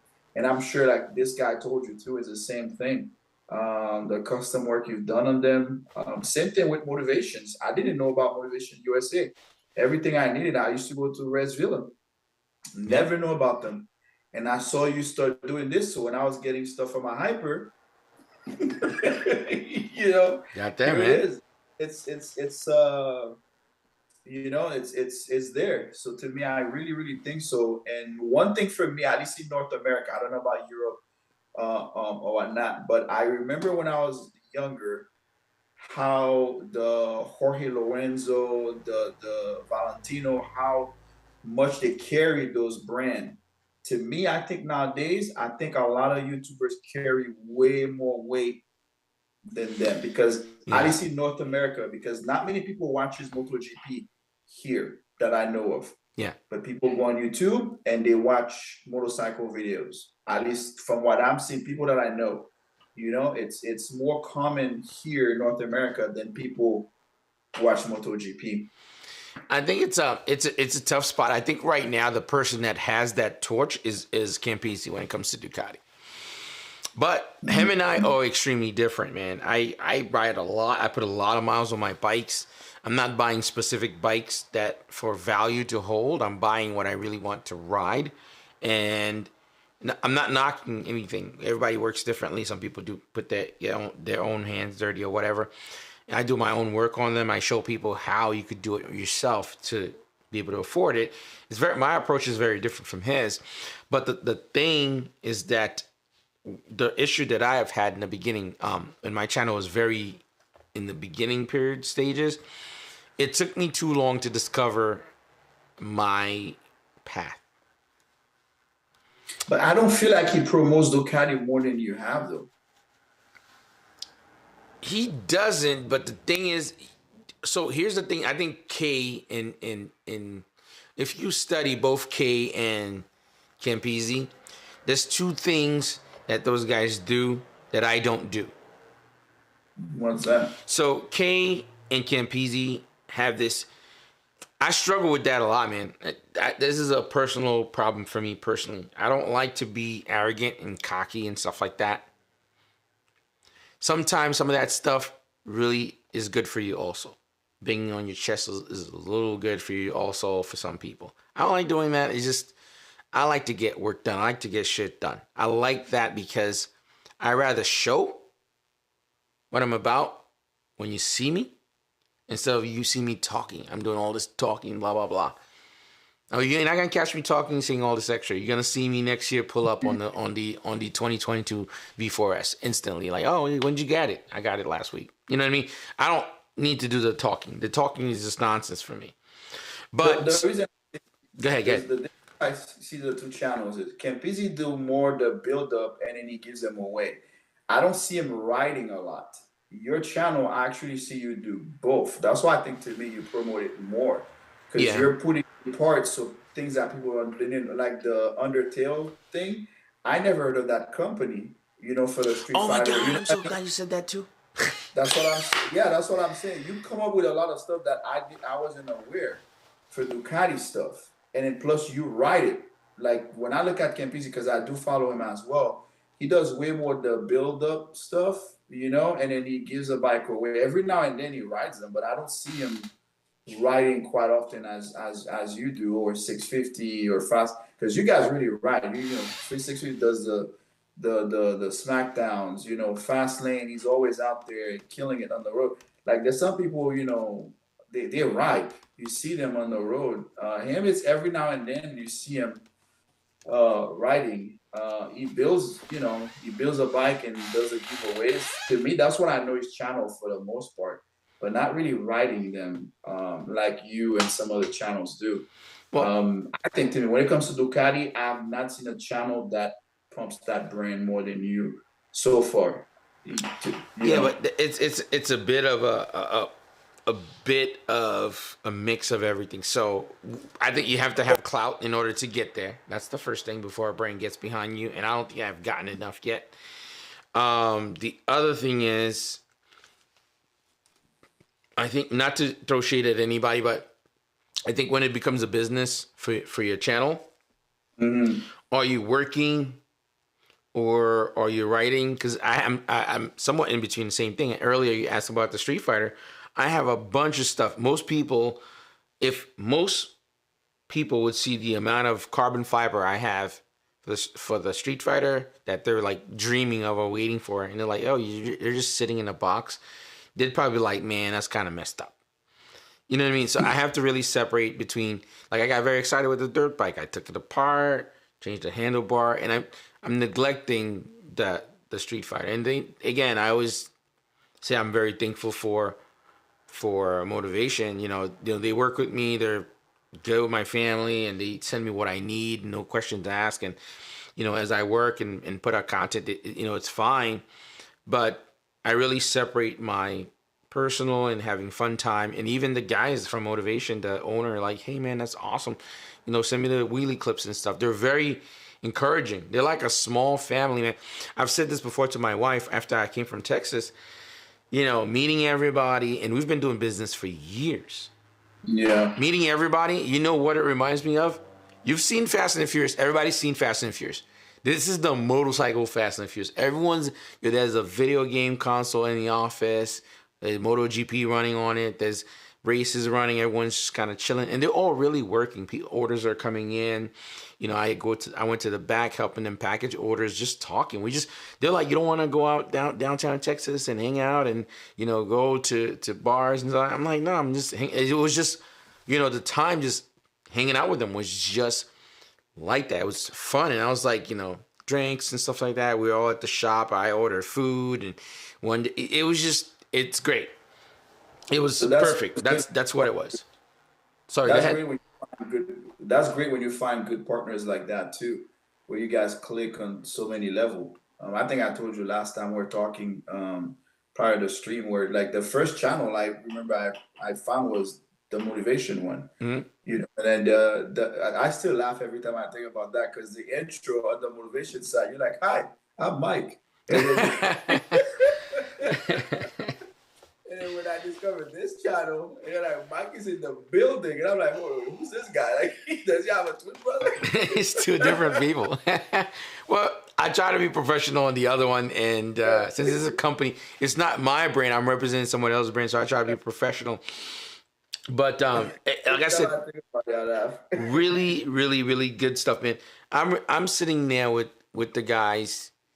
I have to fight them to pay the bill when we're sitting down to eat. You know what I mean? It's like, I'm like, I have to go out of pocket because they do so much for me that, and they refuse to let me do it. Dude, they're great. Great people. And one of the best connections I've made. And the funny thing is, they even offered to bring my wife down. Anna chose not to go. You know what I mean? So, it wasn't just like, hey, you come or whatever. It's like, your wife come, whatever. If you want to bring your dog, come. Don't worry about it. It's just, who does that, dude? Who does that? I hope they get that same contact with Ducati one day, man, because I hope they see the value in it. And yeah, because I think if you could get that kind of, that kind of hookup with them too, and then you promote them as you're promoting the parts for the bikes and everything. I think those two combined, yeah, there's no limit there. It's hard. I don't think, the thing is, Ducati have realized they don't need people to sell what they have. That's how good it is. I think it's changing, man. I really think so. Yeah, I think so. Because like I said, a year from now, no one could get me to get a Ducati. Well, I'll tell you what, they did fly Campese to Italy.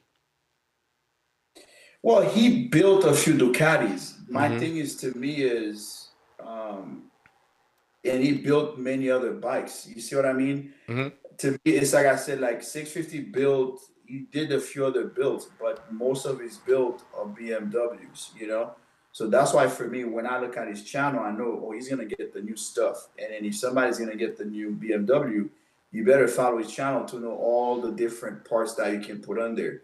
When I look at your channel, it's the same thing. I'm like, okay, if I want a Ducati, I need to follow your channel to have an idea more or less of what I'm going to get. I'm not saying his channel doesn't promote it at all, but I just think, to me, in terms of the parts, you're riding the bike, you talk about them, at least to me, from what I've seen, that's what between you and from Moto Million too. You two are the two people that I know that really promote, because he has a badass Street Fighter as well. Yeah, this is nice. Yeah. Yes, so those are the two that I can always think of. The reason I didn't say Campese, because he gets rid of him so quick.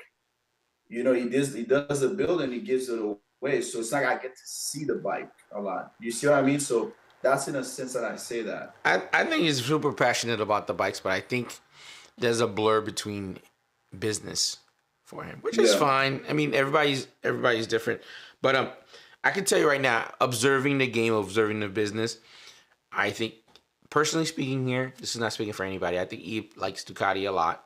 And if you, I think there's a reason why you see more BMW on this channel. And if you just notice, I think he just got a Aprilia, right? Yeah, they hooked him up on that one, and he's gonna same thing. I think that's a smart decision from them. That's a good look by Aprilia. Yes, he's gonna hook this thing up. People are gonna see it, you know, because a lot of people are gonna see his channel. To me, I think, because like I said, in North America, not many people watches MotoGP, you know, that sort of thing. So it's on the YouTube, the younger crowd, that's what we watch. That's what we get influenced by. You know what I mean? So when you see a bike all the time, people are, you know, a lot of people are riding it. There's a lot of parts, a lot of things. You can customize it to your liking. That's the kind of stuff that makes you want to buy it. I don't want to buy something that everybody has the same color, the same things. So at least to me, that's in a sense that I think like Aprilia made a very, very smart decision doing so, because between him and Manny, they're going to put a lot of parts into that thing and make it look unique. And he's going to be riding it, doing a lot of smackdown. People are going to see what the bike can also do. When you build it, is a great thing. But if you don't ride it, people don't get to really see what the bike can do. Yeah. You know, so that's to me where, not to knock his Campisi's channel, because I watch him too. But to me, that's the difference between the two.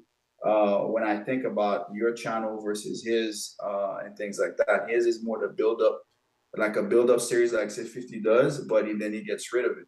I don't really get to see him ride them quite a lot and things of that nature. So that's the difference to me. Here's a good gem for this whole thing, right? Last time when I had Jose Galena on from MV Agusta, and this is what I was talking to you about, he mentioned that that's the thing with Kay and Campisi. It's a lifestyle. It's lifestyle branding, and I think Ducati's very into that lifestyle branding, and you know, he has his home. He shows that. Me personally, I like to be private. I show people my garage and stuff every now and then, not even often really, because I think this might be a New York thing. I think New York thing, people are more likely to hate on you than be proud for you. So I've always been very close to the chest, unless it's a personal close friend that knows or whatever. I don't really do it like that. But I think the fact that they're doing very lifestyle brand style, I think that's a little bit easier to convert a little bit. Like I said, for me, is really to show people, hey, man, you don't have to be this person to have this. You could do this. You could, you know, here's ways that you can actually enjoy this brand, or at least get into it. That's my approach. But I think that's what they need, though. They need the average person to see those bikes, you know, as affordable and all, and not say, oh, it's a Ducati, I can't afford that. So they don't even go to the dealership and try to get one. Because there's more average person than a rich, you see what I'm saying? So to me, if I'm investing somewhere, that's why I'm investing. What's going to bring me more return on the dollar or whatnot in many ways. That's how I see it. Because because he did mention they give MK1. But to me, I'm like, that guy has so many bikes. How often is he going to ride that thing to really put, you see how he has so many in there that it doesn't make any difference. It just, another fancy bike he has in his collection. But if I were to see, like, in, let's say 650, I know he's going to customize it. Your channel, I know you're going to custom, you're going to do things to it. Not only I'm going to see you work on the bike, I'm going to see you actually ride the bike. So these are the two things to me that's going to get, because the Hyper, if you just worked on it and then you just got rid of it, I would have never bought the bike. But when I heard the bike and I'm like, holy moly. And you're on New York road with it, which I heard that's famous for potholes. Oh, shit. And you're just swerving like, and I don't see you, like, you're not like, oh man, my balls are, you know, you're just cruising like it's nothing. I'm like, oh shit, what's this bike? You know what I mean? That's what got my curiosity about it. That's why I'm telling you, I said, I saw you rode it, I heard it, and I said, what kind of bike is this? And then that's what got me curious about it, and I went and got one. Dude, The Street Fighter was the same thing. I'm not a fan of naked bikes, but when I saw it, I was like, okay. If it wasn't for the wind that really literally was kicking my butt on the highway, every time I take the hyper, I probably would have buying one already. That's to me, that's why I was saying, you know? You know what I would do? Me personally, if any of those brands ever hit me up to do anything, I would not do a build series. I would not do any of those things, man. Not that this is like a new idea. That you know what I would have done? I would have actually at first I was like, oh, I know what bike I would pick. Let's say hypothetically speaking, if Ducati were to do something like that, I would do the Pikes Peak. That was very comfortable. That was nice. It was a lot of coverage. I'd want to take it from New York. I'd do like a 2-week thing and just go like this on the United States map. Oof. Just go everywhere, man. And just kind of document it, talk about like, here's the bike, these are the things that's happening, this is the things that are amazing, these are the things I'm figuring out, doing tire changes while I'm out there on the road, or quick oil changes, fixing the chain, because single-sided swing arm chain adjustments is not very common. Stuff like that, just really doing one of these little adventures like that with the bike. Because what it would do, it was normalize Ducati, in my personal opinion. Somebody could probably steal this idea that's bigger than me, probably. Show what it's like to use, because a lot of people might want to get a Pikes Peak or want to get one of those fancy bikes by Ducati. The biggest problem people think of is, wow, if I start putting miles on my Ducati, I have to do that major service. Yeah. And now we're spending some money. So they have this problem. You buy the Pikes Peak, for example, and that bike's meant to be driven everywhere. You're going to go to Canada, you're going to go to Florida, you're going to go to California with that bike. But then if you're spending $2,000 for a major service, which is why I think they're doing the spring system, because it's supposed to be cheaper, I'd want to kind of explore that, like covering costs and tires and stuff like that, visiting other dealership, the experiences at the Dallas dealership to New York dealership. Like, it'd be one of those experiences. I think that'd be something that would help brand vision overall. I think that'd be really cool. That's what I would want to do. Because everyone's doing builds and stuff, and you can only put so much carbon fiber on a bike. You do it on the next bike and the next bike, and you do carbon fiber wheels. At which point, where do you get to? Where does it go from there? Yeah, and I think I agree with you in that sense too. Because like 650 Eve's bike, I don't think I could ever get rid of him, because he puts so much on those bike. You know what I mean? That I'm like, I'll be too attached to them. Because he customized them to his liking. Yes. So after he put so much into this, I'm like, I can't get rid of this. This is, it's me in many ways. I agree with you in that sense. And the value doesn't translate. Yeah. You can't be like, hey man, the bike costs $70,000. Well, technically no, the bike costs $35,000. You put an additional on it. That's on you. You know what I mean? So. Yeah. It's a tough thing, man, and I think it's great. I think pretty much most of these people that are doing content, man, I think it's kind of cool. First off, I think it's great that some people manage to make something like this their career. Because I really wanted to have Campisi on this channel to do an interview with him. Awesome. Because the reason why, I'll tell you why I wanted to have Campisi on here. Because so Campisi is a wild card in YouTube, and I think he's a little bit. I've met Campisi before and his girl. They're very nice people. Yeah, very cool, very down to earth. I know their YouTube channel show different. They're showing a lot of stuff and stuff like that. And he's cool. I met him before. He was out here with Eve and went to the motorcycle show together and hung out. Cool people. The problem that he has personally, and that my idea was to have his interviewers really talk about him, because a lot of people don't really know too much about Campisi. This guy's like, went to school, tried to do track.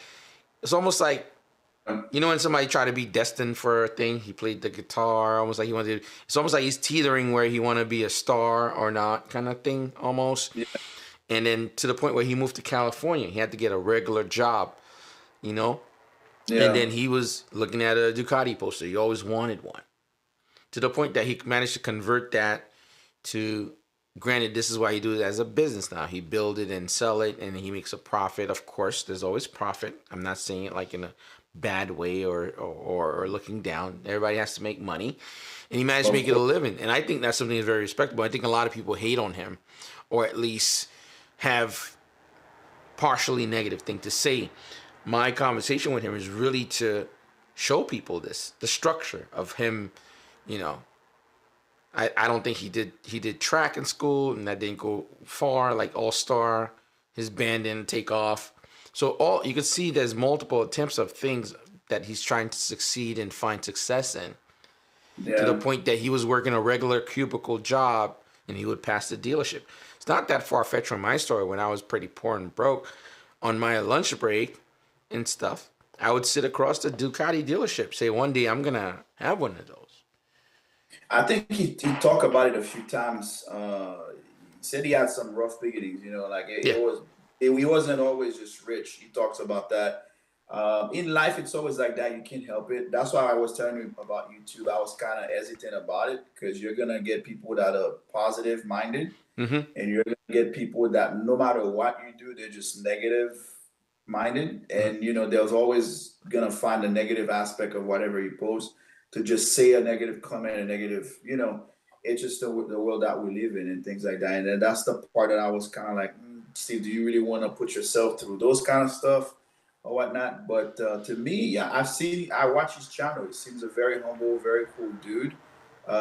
He just have expensive taste. That's and people take that in a little bit of a weird way. I think the thing is it's very hard for someone to relate when they see such bling and they can't do it themselves. I think sometimes some of that, it turns a couple of ways, either admiration or envy or hate. You have like these three paths, people. And that's if you notice when I did my interview with Ebe, right? I intentionally drove the conversation where we talk about his humble beginnings of him being a cook and stuff like that, of where he's at and stuff like that. He didn't always have those things. The reason why I drove the conversation that way is really to humanize him to everyone else that watches, because everyone look at Eves like he's rich, he has all these bikes, blah blah. And I've been to places where Eve's been around, and I've known Eve about like 10 years.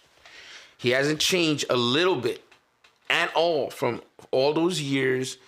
From him, where he only had like the S1000, he had like 3 bikes, and they weren't super expensive. He was out here in New York. We went to a restaurant, we hung out with my wife. Steve was there. Nothing has changed too much at all, really. He has more nice stuff. Nothing else has changed. The same guy, same chill. Yeah. And I specifically did that because I wanted people to understand, like, hey, it's not what you think. And you know what? And you have to respect when you see someone go from one place to another. If you have hate in your heart, that's your problem. That's you. And this is why, and that goes back full circle. Man, when I told you I don't have dream bikes, man.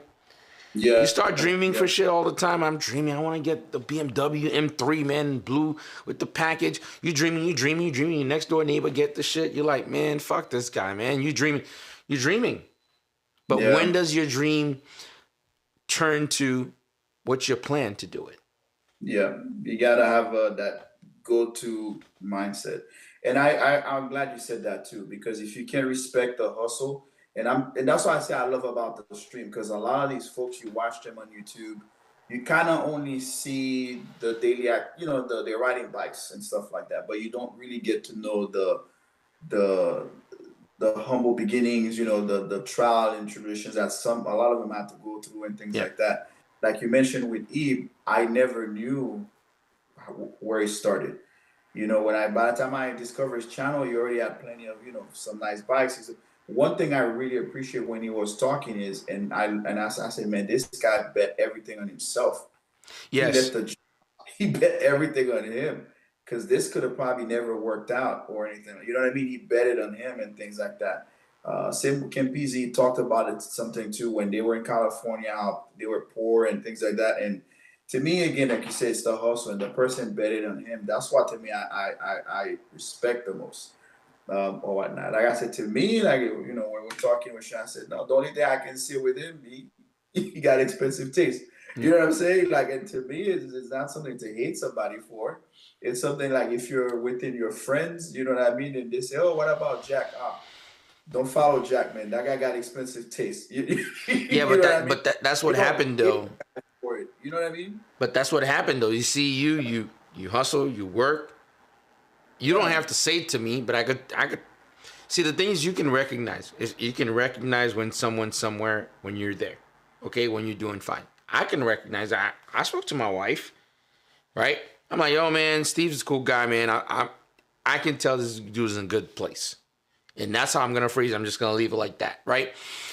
You can tell, but you know what you want. You know what you want to do. You love bikes. You get it. But you have to remember, there's a group of people that are sitting there. It's like, yeah, I just want this. I want Steve S1000. Let's go. They're just sitting there day in day out, just waiting. And then when that doesn't happen, like magic, like I said, some people could dream and magic happen, but real life don't happen that way. You structure, you set up what you want to do, and you figure out how it's going to happen, right? So some people sit down, they watch it, man. This fucking Campese guy, man. This fucking guy, man. And this girl, man. Fucking beat Mercedes, man. Now you got him. You know, it start becoming this thing on the inside. Instead of you sitting down there, what's good, man? I can't stay in this job. I need to figure out a career, what I'm going to do on how to kind of transit that. And I think I had the same conversation with David Piccioni. I love the fact that I'm documenting this and we're talking, man. I love hearing some of them, and they all come in like full circle. I don't know if it was on the stream that he mentioned this or it was off the stream. Dave mentioned how Ebe is a brilliant guy. He knows him too. He says he's a brilliant guy. Most people think Ebe is Ebe because of YouTube.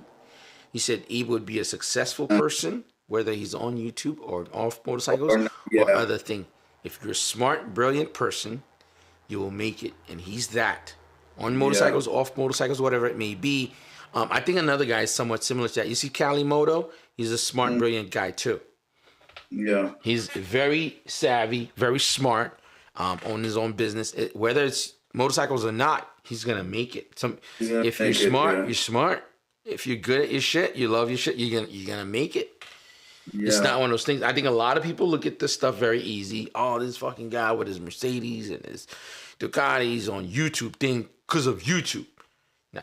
Because of of your own. Dude, we're sitting here on a Sunday night. I could be cuddling up with my wife watching a movie, man. I could have been riding tonight, just chilling.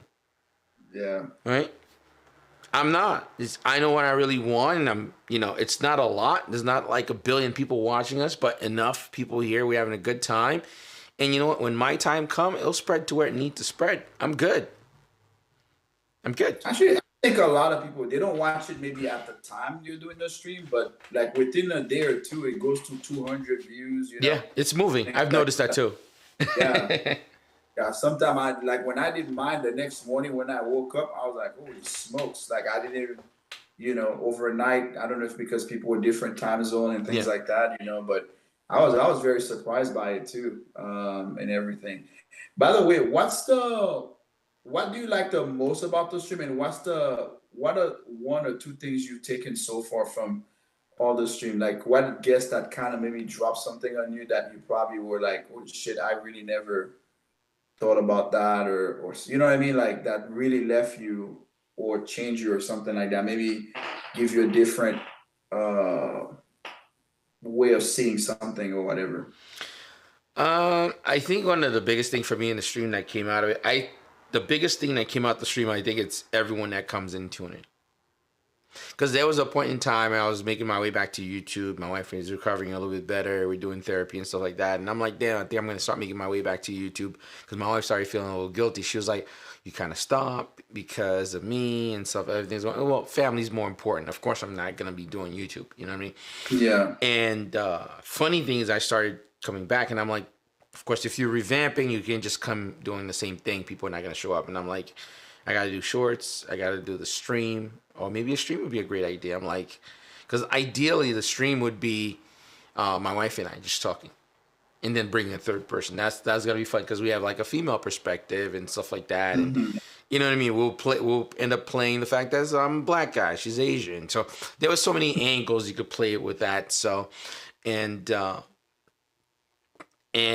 thought to myself, damn, this is gonna be hard because when I first started uploading, it was very little. And then as soon as I started doing the stream, people started showing up. You know what I mean? It's like, yo, that was cool that I still had a little bit of clout left, at least from before. And now it's picking up. It's slowly, but it's still picking up steam.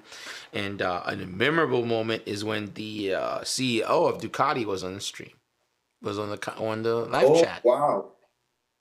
Oh man, I need to be quiet saying I did not like Ducati whatsoever. No.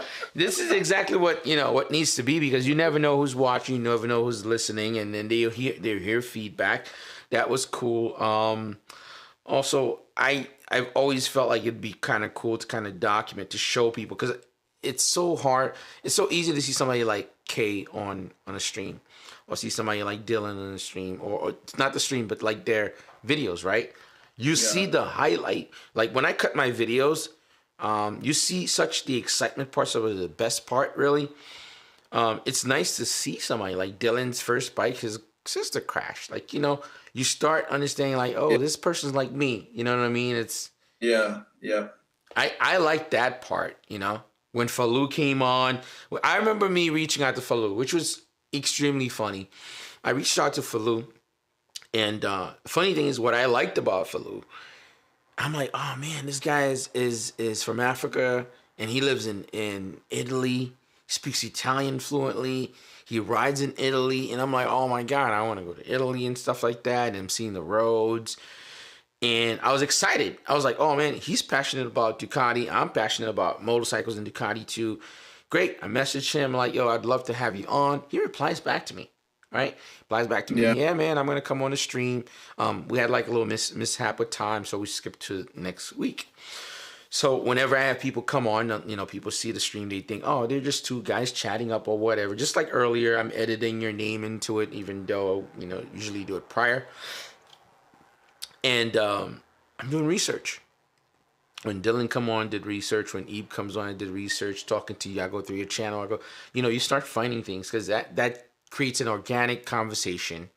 It's almost like Joe Rogan when he has this conversation. It goes on tangents and stuff, but he has a basis. So as I'm doing that, and I'm searching, I'm like, Falou, maybe that's his username, because Falou uses his actual name. So I'm looking up Falou and stuff, and I'm like, okay, what's going on? Fucking supermodels starting to show up. I'm like, what the fuck's going on? I'm like, babe, this guy's a supermodel. I'm like, is this true?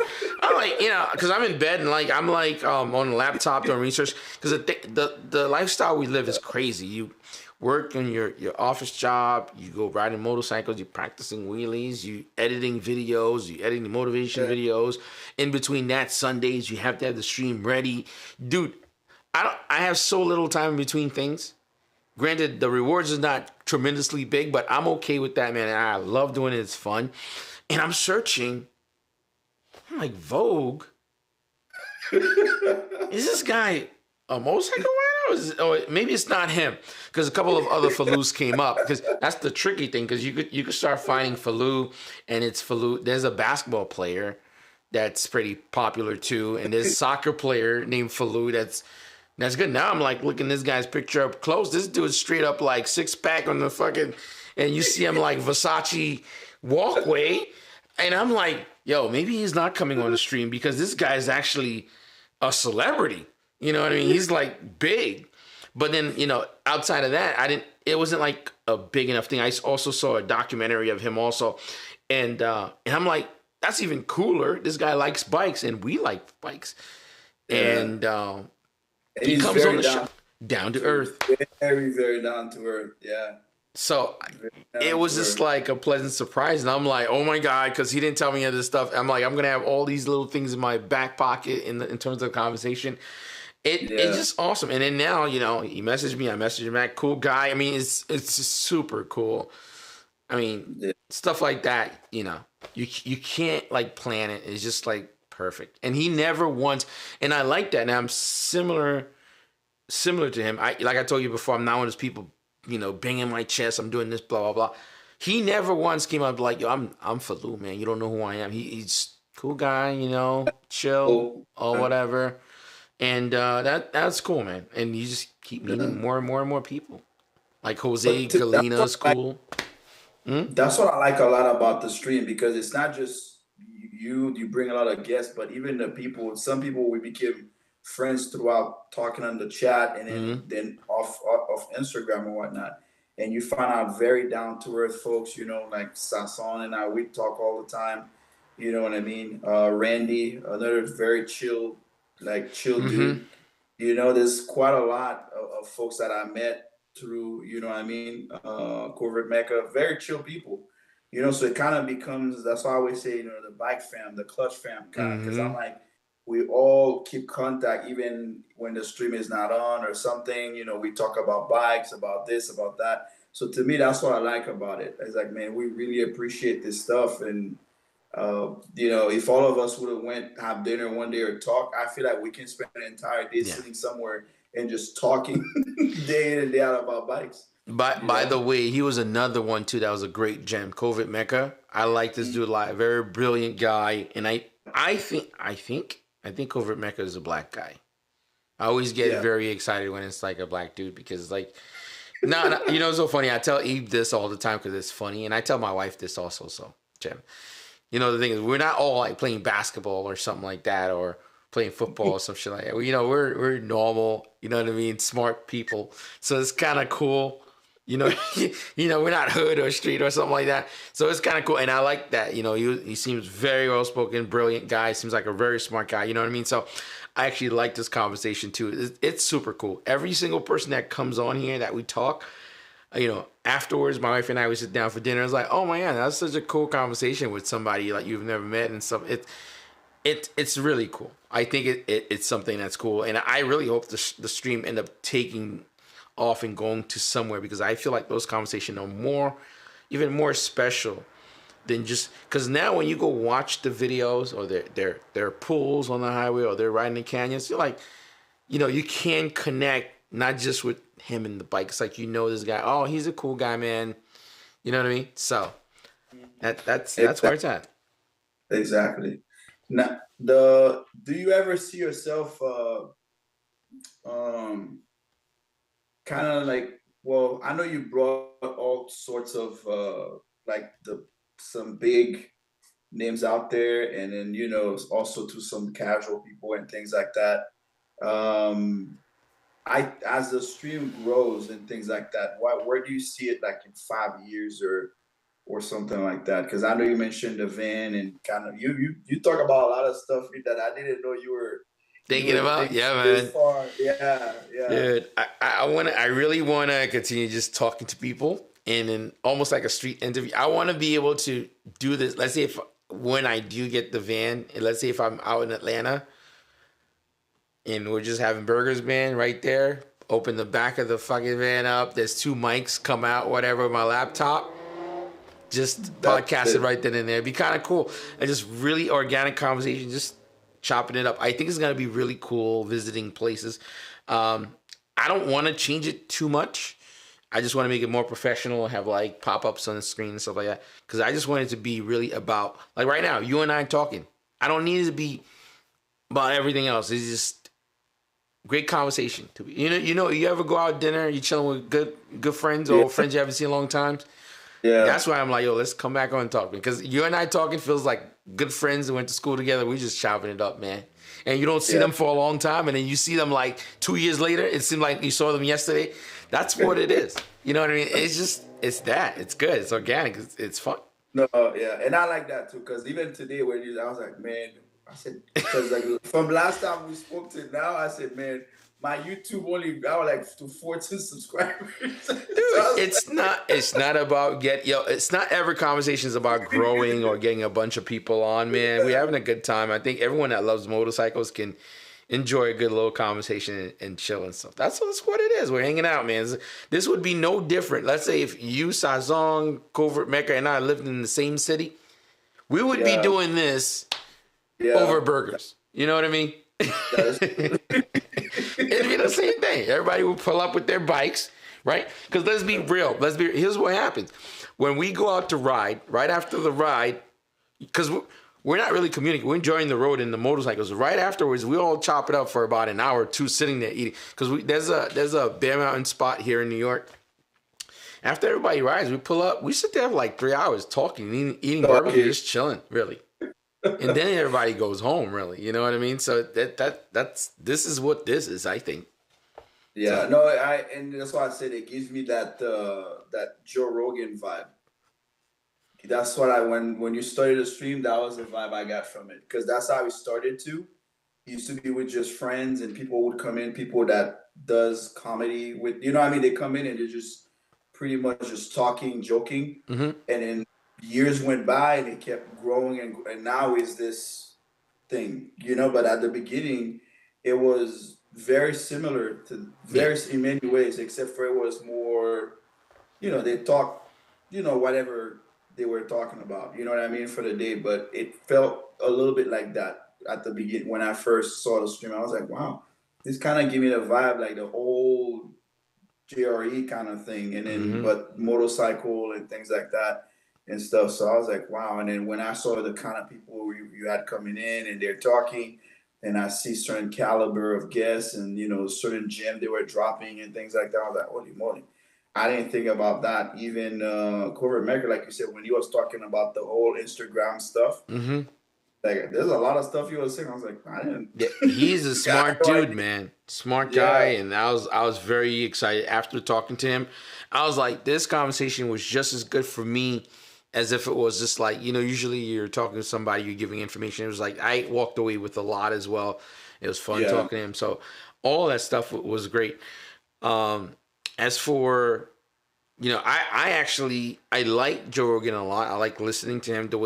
What I like about him is how he drives conversation, like how the Yeah. conversations kind of organically flow and just go to stuff not just completely planned. Because initially I wanted to do like segment, like I want to do a news section or something like that. I want to talk about the latest bike, and it's very structured.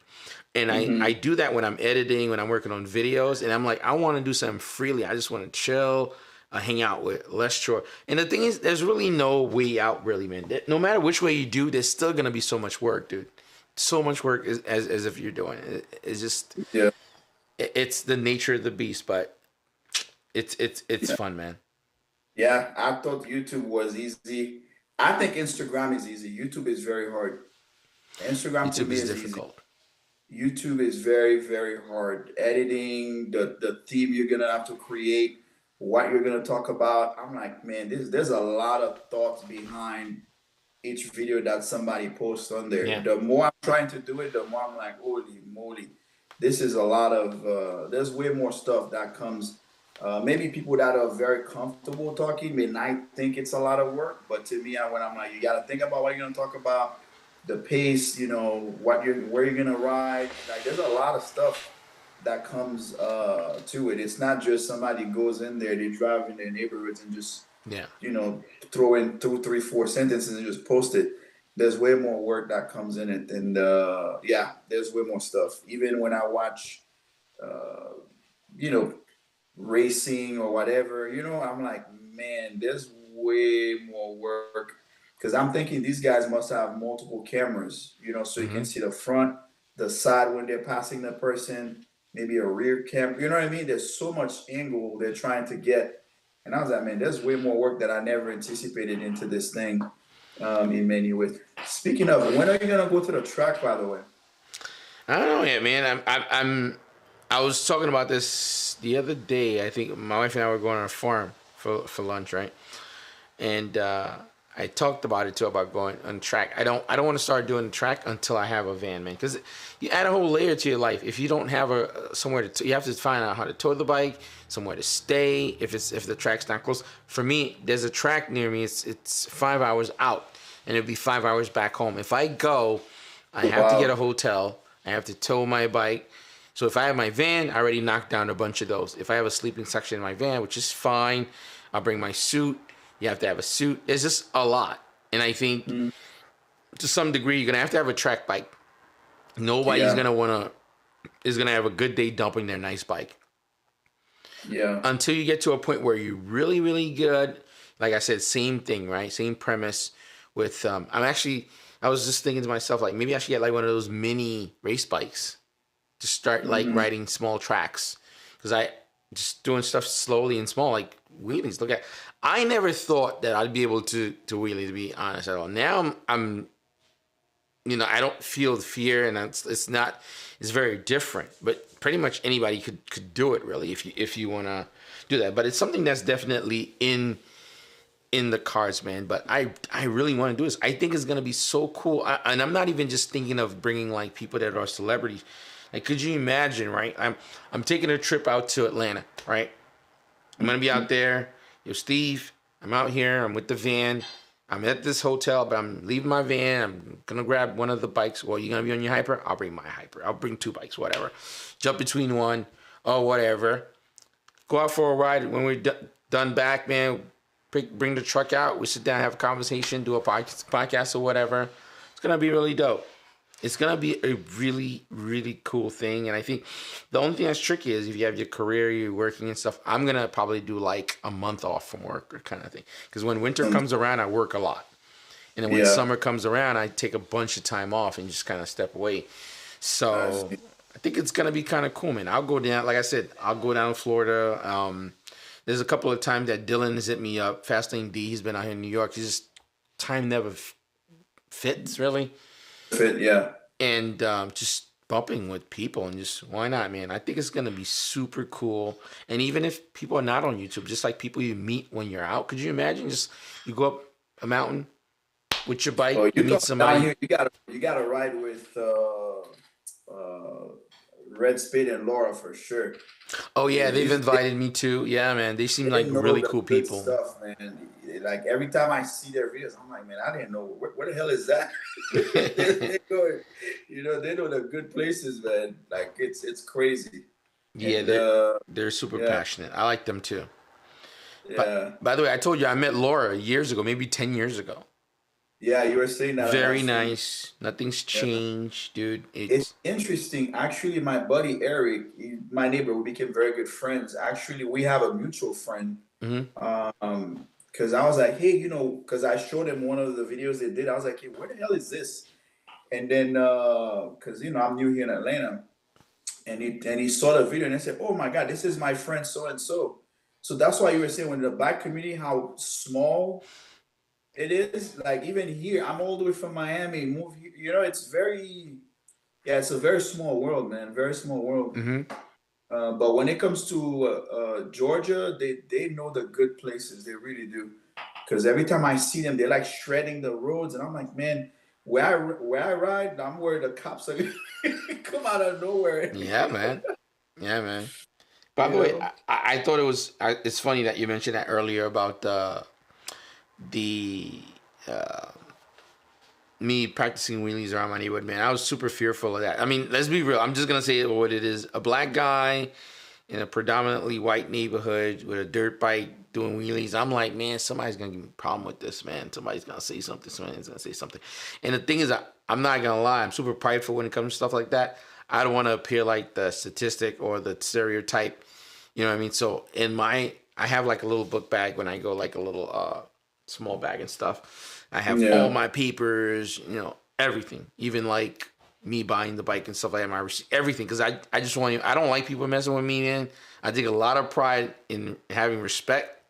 So don't come at me on no side way or anything funny style. Listen, if you don't think what I'm doing is legal, it's fine. You want me to leave? No problem. But just don't disrespect me. I'm not going to do that.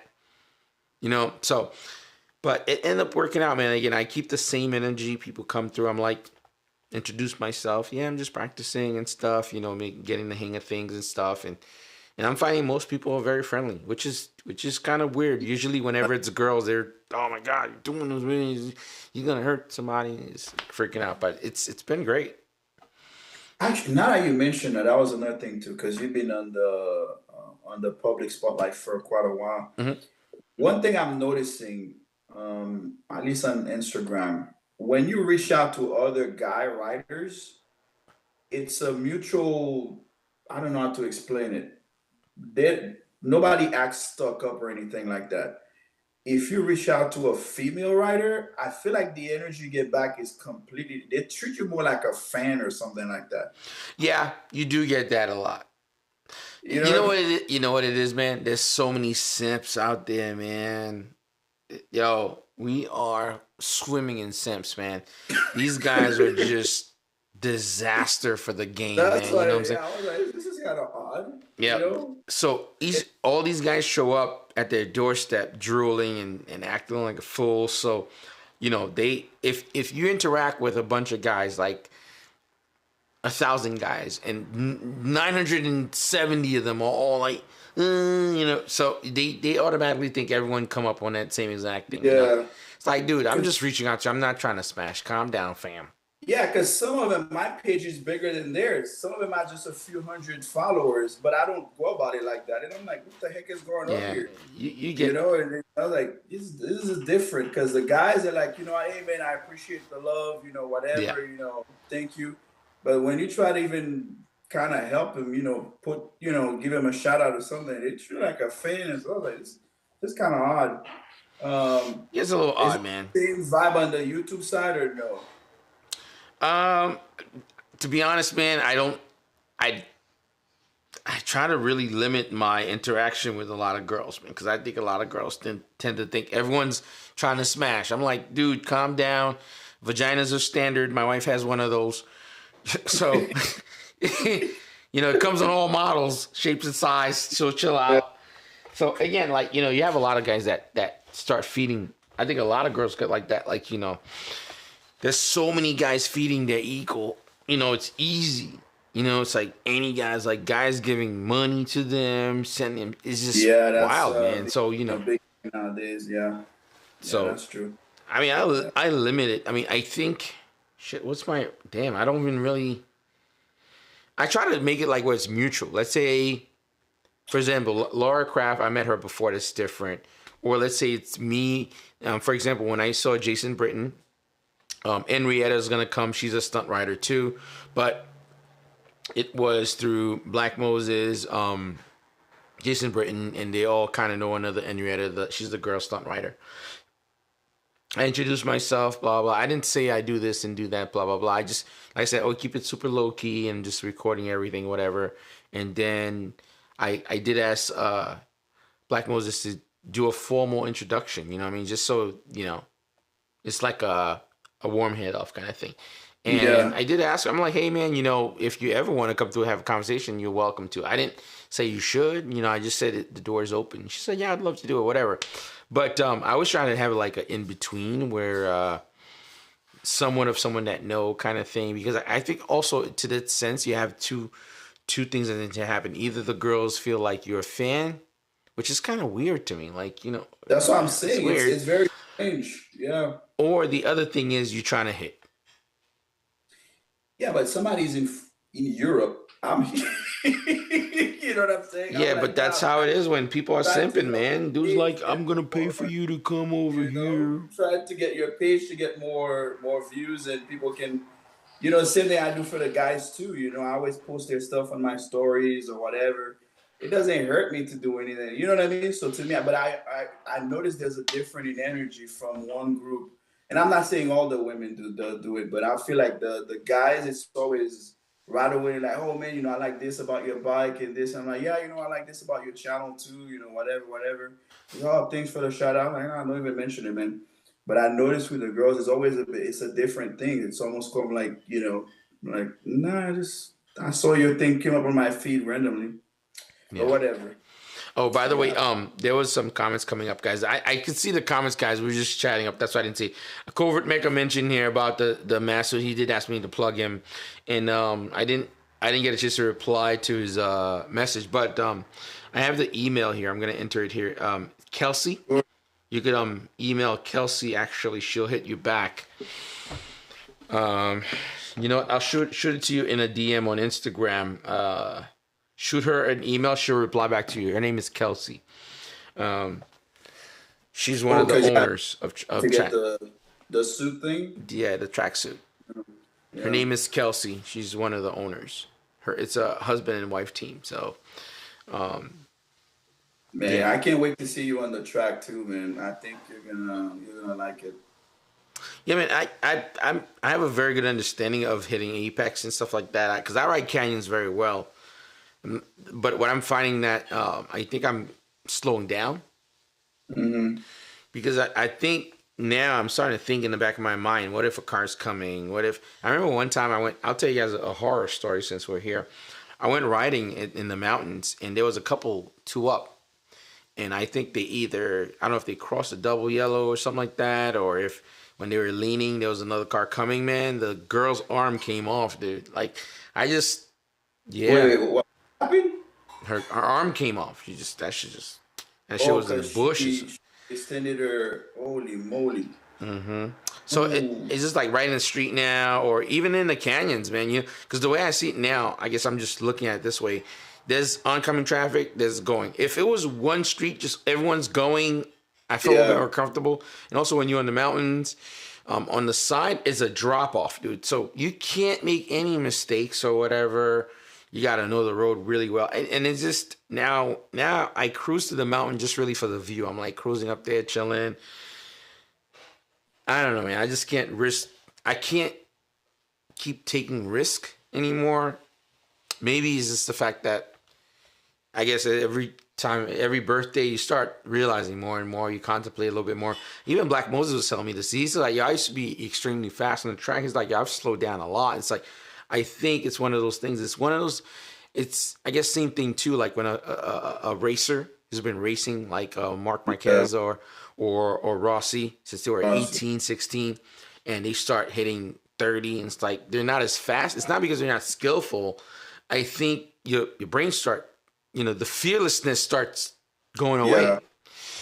So and especially with my wife not riding with me a lot anymore. It's like, yo, when I go out to ride, I'll make sure I go back home to my family same way. I don't want nobody to worry about me.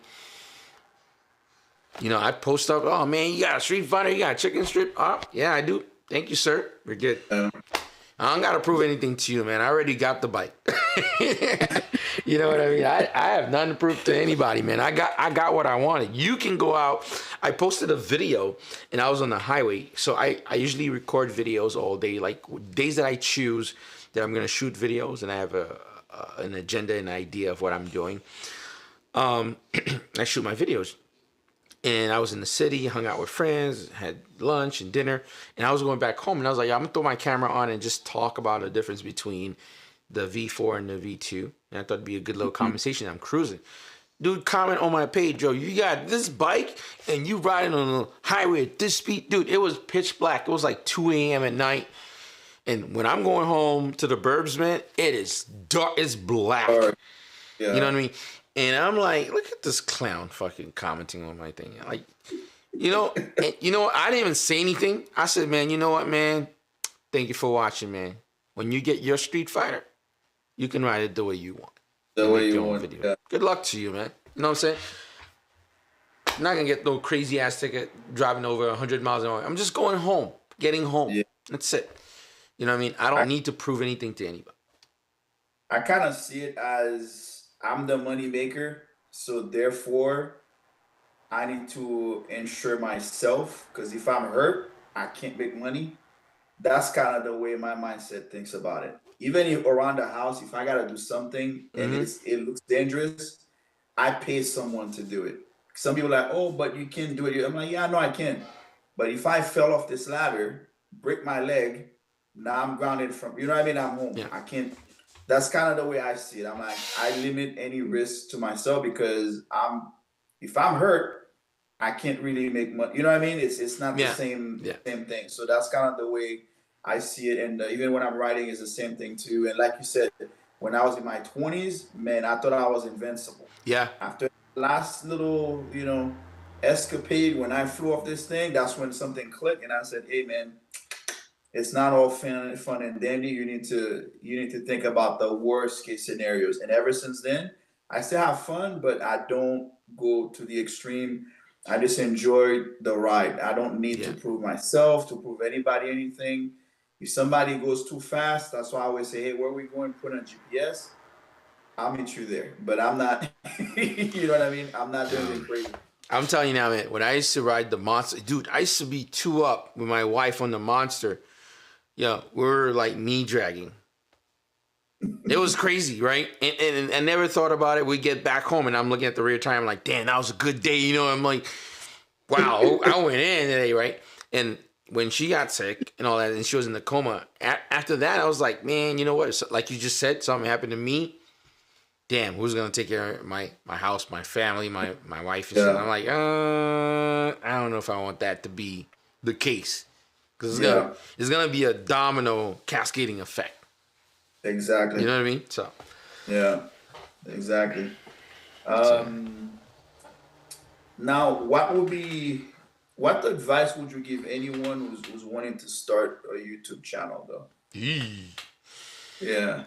Oh man, if I was giving myself advice, yeah, because there's so many different aspects. There's the vlogging, there's the build series, or whether you work on you know what I mean. There's so many different angles I've seen out there. That's why I was kind of, and you seems like you have a lot of inside gem. So if somebody is new on the channel, you know, and if I was creating a channel right now, and with everything that I know, I gathered, it's very simple, man. I wouldn't focus on like, oh, I'm going to do this, I'm going to do that. If you know you like bikes, you want to do bike stuff, just know it's a small category. What I would do is first I would spend time on finding the name. Okay, the name's very key, because you could pick a name that's already part of the ether, that's highly fine, like you can find it really quickly. Who has that? There's one person I know that has a perfect name. I think Chase on Two Wheels, very clever. Fastlane D, very clever. Fastlane motorcycles, always in a fast lane. That's like a given. It's a clever name that's going to be easy to find. You don't want to go, even my name's a little bit difficult. So Clutch First. Most people don't even say Clutch First. They go, Clutch, what's up, man? Think about that, right?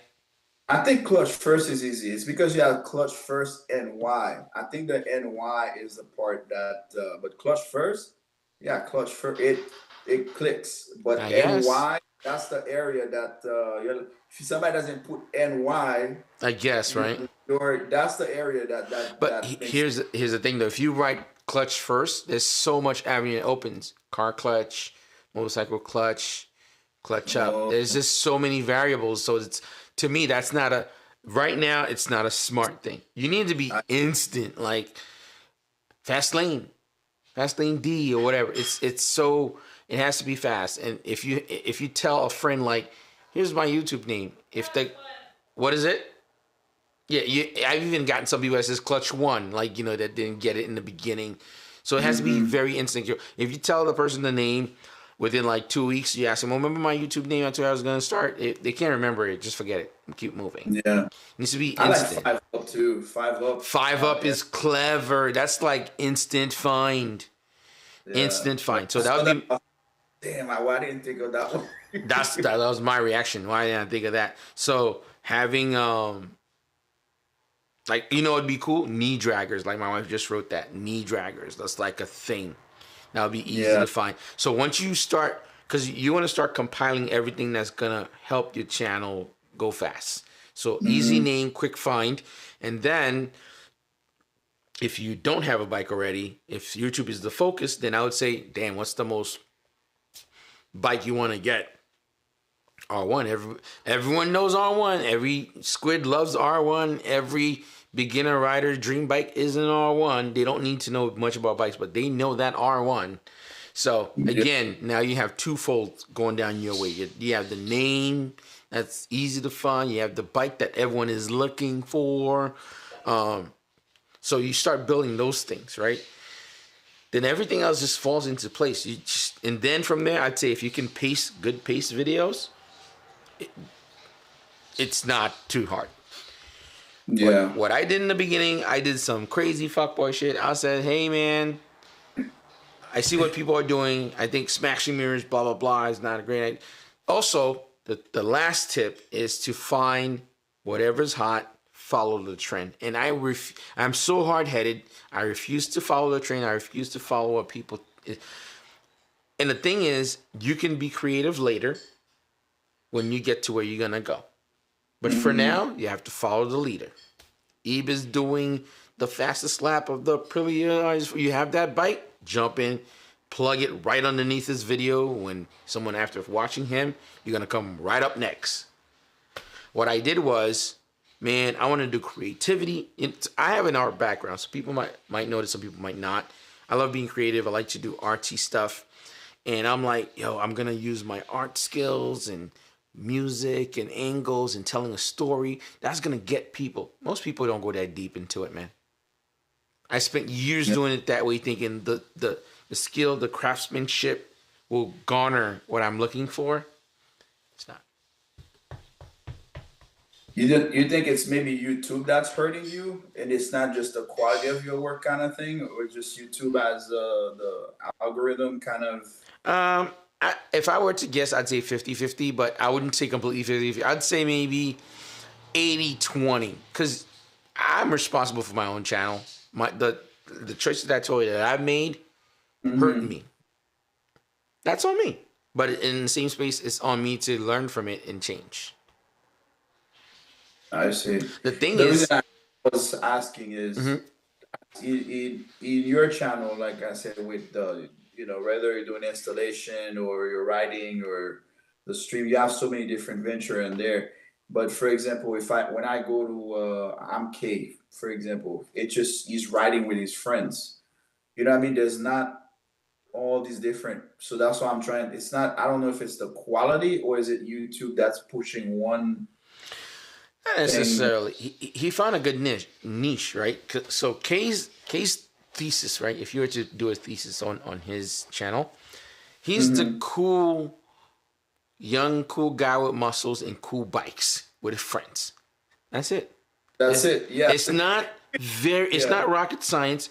Mine was overthought. Do creativity.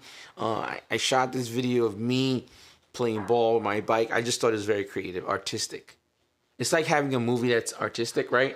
It's a beautiful film. People watch it. It's get nominated or whatever. I'm not comparing myself to that. I'm just saying hypothetical.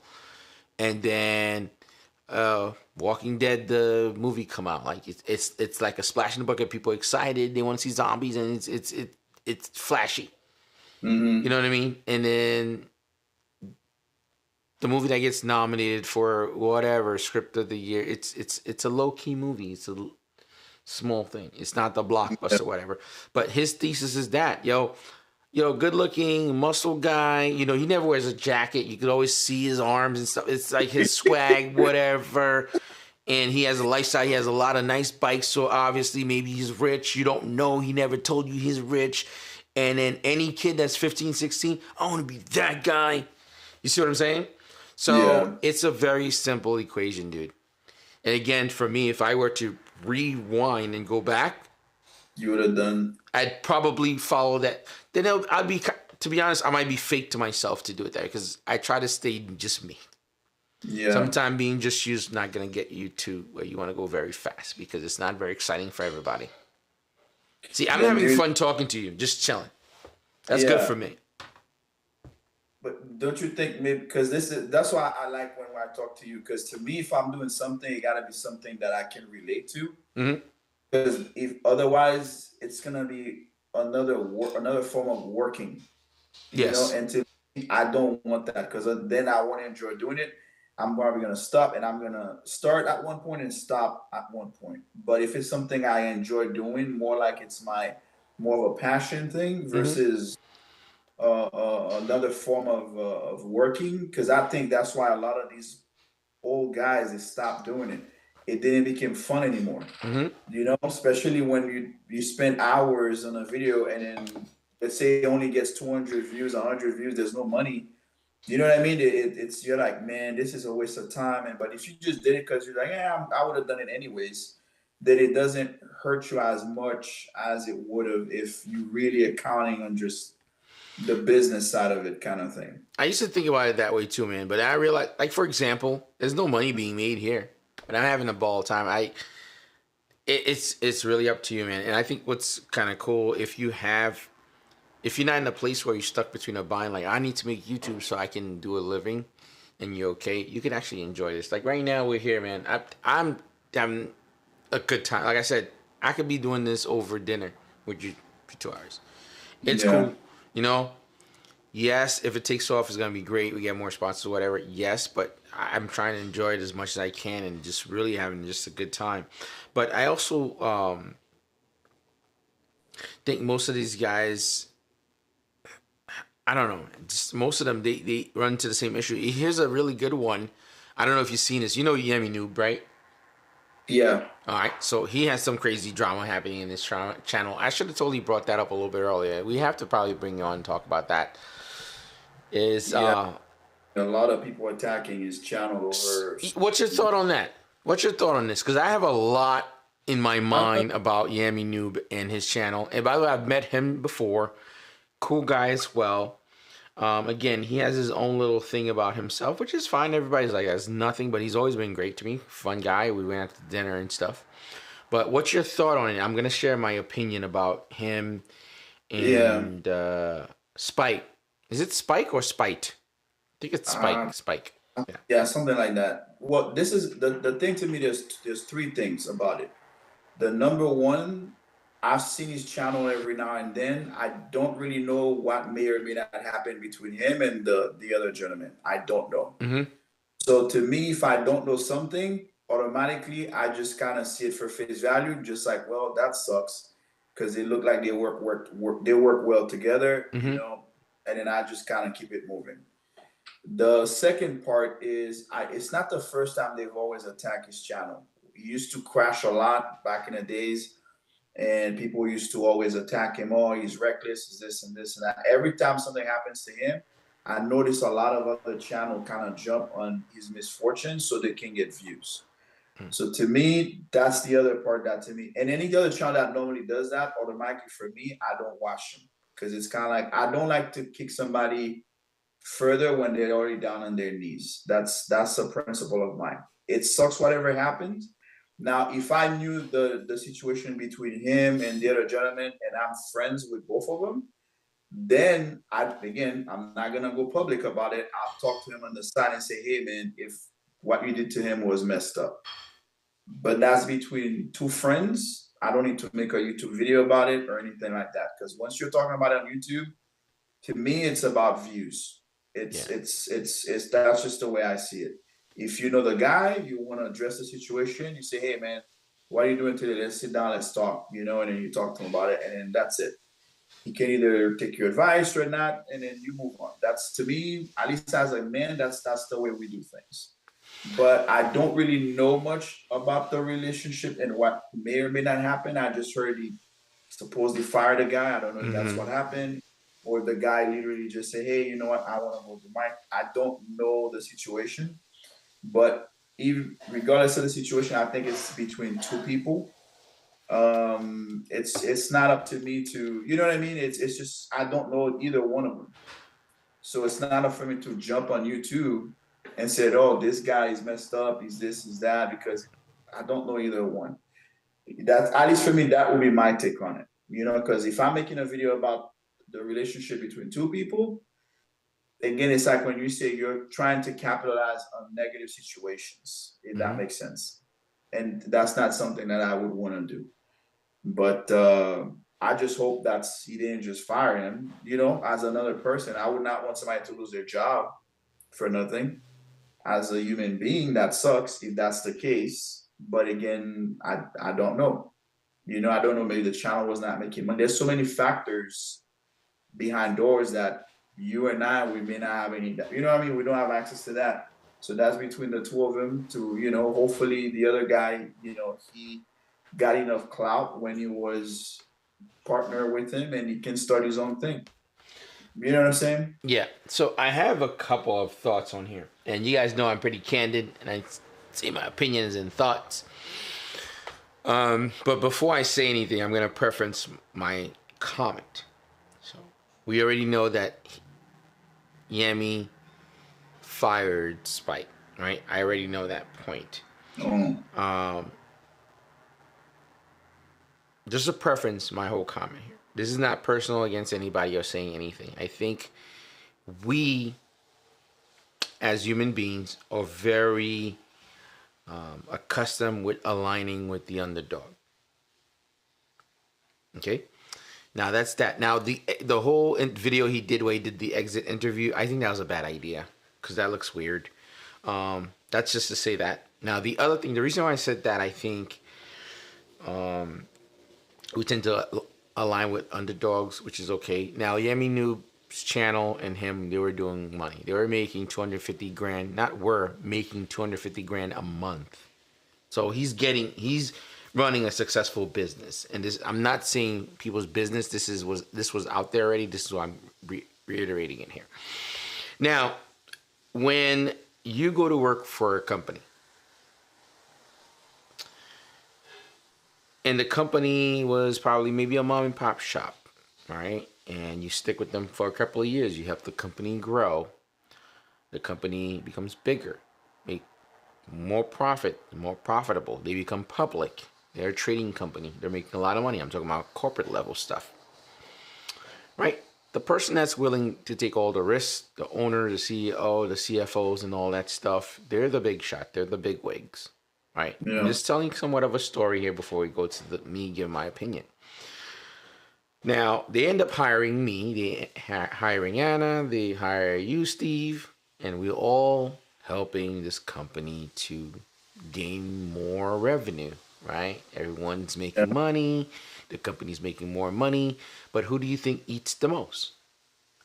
The owner. The owner, the CEO, the CFO, the person that's making all the money, right? Yeah. And they're putting all the money out. They're taking all the risk, right? Yeah. And that was their channel, okay? And in the end, I think everyone has experienced this in their life. And I've actually experienced this myself. I've worked with companies, helped make millions of dollars, thousands of dollars, hundreds and thousands of dollars. And things probably got rough, or they wanted to cut back to increase revenue from last year to this year. And they said, oh, yeah, we might not need you on board and you got to go. Yeah. A lot of us has been in those positions. Now, this is just a little story that I just told, right? Yeah. So in this space, when we're talking about a business, it's a business. When you get hired, you're hired to help create a successful business. You don't own it. The owner doesn't owe you anything. A lot of people, I've seen some videos, I've seen some controversial stuff where somebody's like, Yami Noob took advantage of this guy, helped him grow. Yes, his channel was 200,000 or 300,000. Now he's like 1.6 million. But he hired him. He paid him to do a job. He was his boss. And hence why people tend to relate to the underdog, because they could see themselves in spite, I think. Yeah. I don't know what transpired from the outside where he fired him. Who knows? God forbid. They were being very successful. It's possible. What if he wanted a raise? He said, I don't think it's going to be ideal. Who knows? But he doesn't. Yami Noob's channel is not owed to spite. It was his channel. He hired you to work for him. Whether if it was 100,000, you made him to 2 million, he was paying you for that job. That was a job that was paid for. Do you feel bad that they fired him? Do I feel bad? Do I think it was kind of weird that it was on the internet? Yes. But you can't be like, he helped them get to 1.6 million and he got rid of the guy. It was a job. He was hired. Anybody can get fired. When we look at it in that perspective, in my opinion, I think you have to look at it that way. He didn't partially own Yami Noob's channel. He was hired to work with the channel. Anybody that's part of the Yami Noob team, the development team, the marketing team, everyone's expendable. You just have a job. I think it's the emotional reaction. Yes. Yes. And also to like when other people see one channel did it and they saw how many views they got, then a bunch of people would jump on that same bandwagon and start commenting on something. Like I said, to me, it's you don't know what happened behind doors between the two. So it's like, why am I commenting on something that I have no clue what may or may not have happened? You know what I mean? You don't know. So that's why to me it was weird when I noticed a lot of channel were talking about. I'm like, well, I don't know either one of them. I feel bad for the guy for losing his job. Yes. As a human being, because he has to feed himself, feed his family. You're like, damn, that sucks. Hopefully he can find something else, or hopefully he got enough clout to start his own thing. in that sense, you know, but nobody wants somebody to lose their job. And I was like, that's kind of weird. Everybody's commenting on this and they don't know all the details Yes. of what may or may not have happened between the two behind closed doors, or But whatnot. So but that's why, the one thing that everyone can relate to in regards to the conversation is that Spite is the underdog, and they could relate to yeah, that. You're yeah, not gonna relate to the guy that's making $250,000 a month because yeah, you're not yeah. making that. You understand? And Hmm. again, he hired someone. Whenever you hire someone, the difficult part is being a boss. You might have to get rid of someone you don't know. The thing I think that's kind of weird here should have just handled professionally on the outside and be done. And be done, Like yes. here's a good one, another great example. Revzilla, right? Everyone knows Revzilla. They've seen the videos and stuff, right? Hmm. Do you remember Lenny? Can't Big Afro remember. guy, big guy. He used to be in the video. I can't recall. Can't His name is recall. Lenny. You'll find him. He doesn't work for Revzilla anymore. You never hear Hmm. anything about it. You never hear why. You never, basically he worked for that company. He no longer works for the company. It was Yeah, handled in that sense, but he was in the videos. Look for Lenny. You'll know who he is. Well, the minute you see him, you'll recognize what's going on. But, again, this is not to say one thing is good and the other thing is bad. You have to remember, because people are saying that he owes this guy for helping him get to this place. yeah, yeah. That was a His sentiment. Yeah, job was to help him to get to that place, which he was paid for.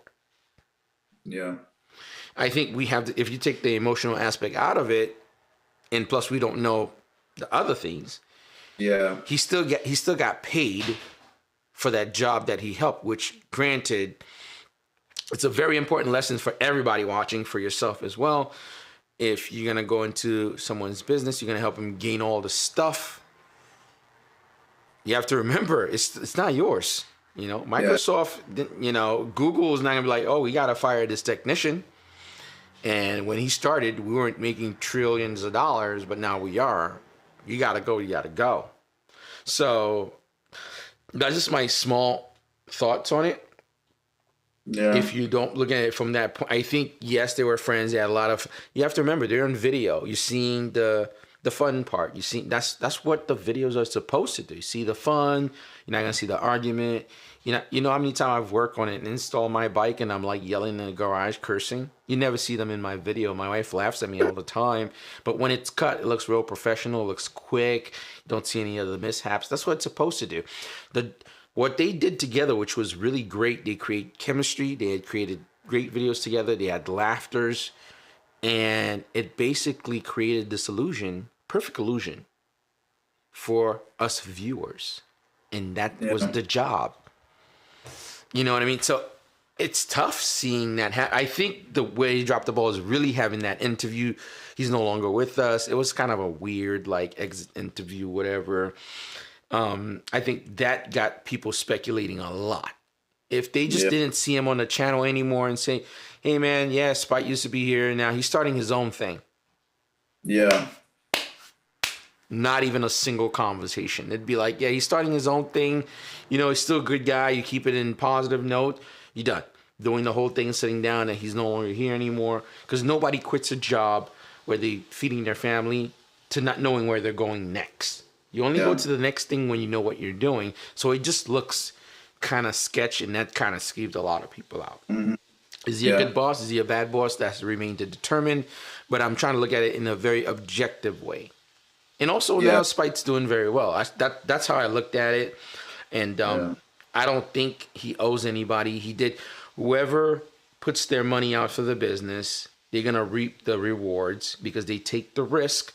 Because if his channel was not successful making that kind of money now, he went broke, lost his yeah, home, lost his girl, lost his car because he put all his chips in his YouTube basket. Nobody would be crying. They'd be like, "Oh, this guy's a clown, man. You thought you were gonna be having you $1 million every month. You failed." But he betted on himself, just like we said earlier, yeah. and he And hired for some, people. dude, they've attacked him even in the past too. When you remember, he had a few wrecks, and I remember it Yeah, was the same thing. They were on him. People, a lot of channels were attacking him for oh, he wrecked because he's acting dumb, and so it's one of those things where when people are used to gang up on you, hmm any little thing that happens, and everybody just let's make a video about this guy. He's the villain kind of thing. So the wreck was fine too. I felt like that's a low blow. You see, I had a whole conversation. I gave you a whole premise. I didn't talk about the wreck. Those were two different timelines. That was before he started his company. He said he learned a lesson from the whole situation. You're a human being. I can understand. He made a mistake, blah, blah, blah. Even a lot of it was messed up. No, but even then, I didn't understand why everybody was making a video on it. He was young. He was the black sheep of YouTube at that point. I remember. Everyone made videos. But yeah. you see what I'm saying, yes. though, is like the guy could have died.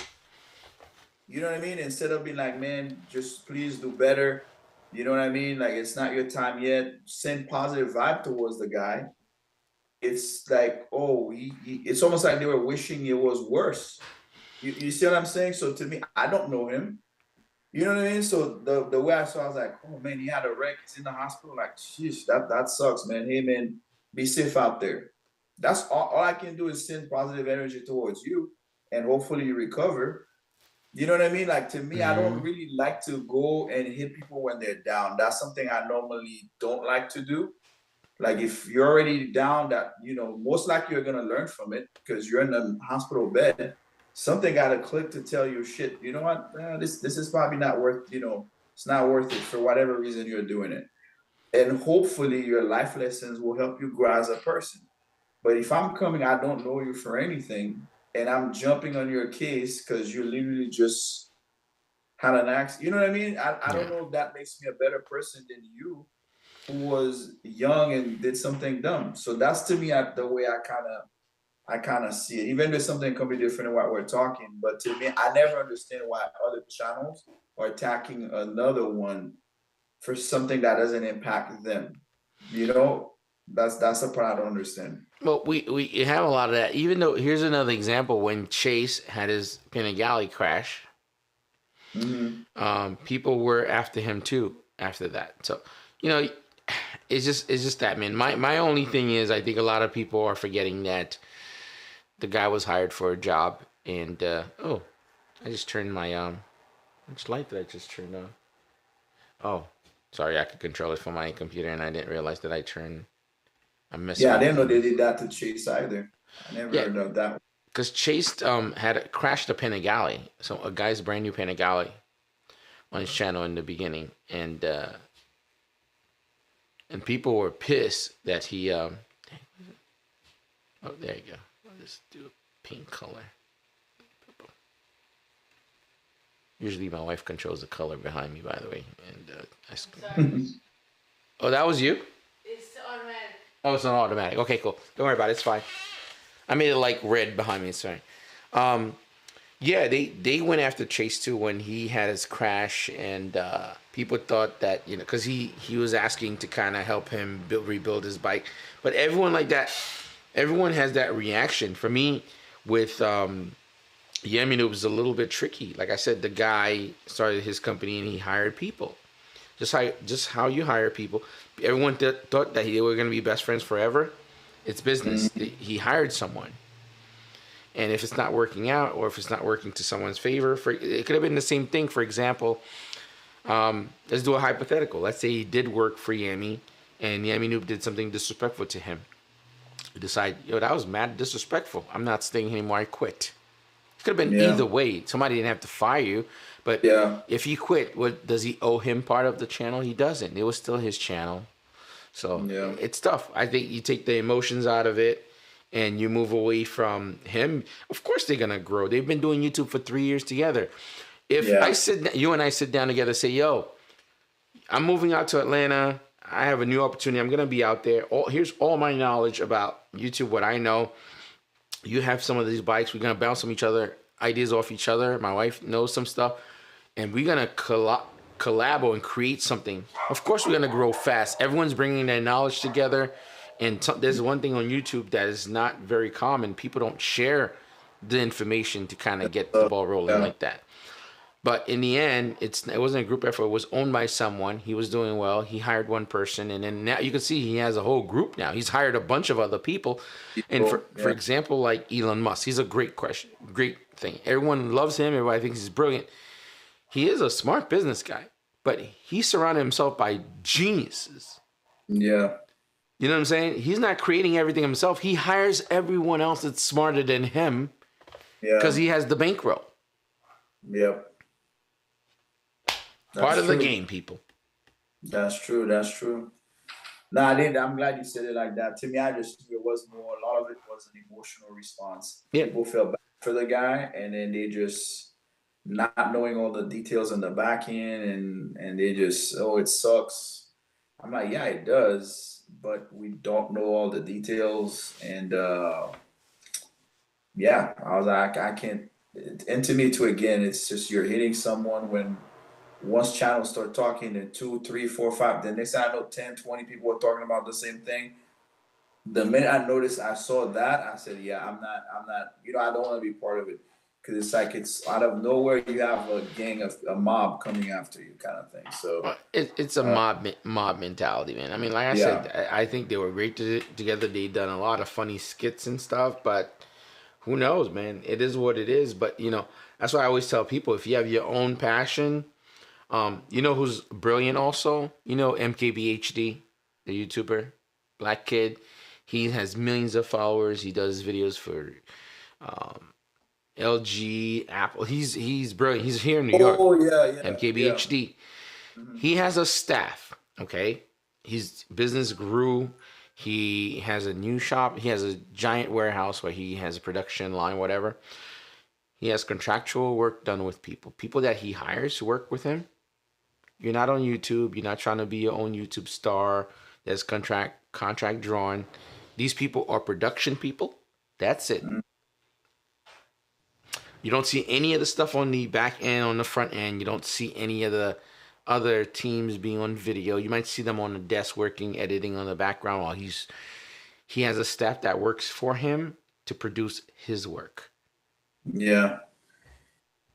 And I'm sure some people has either been onboarded, offboarded also, and we never know. Yeah, on the back end. Yeah, that's true.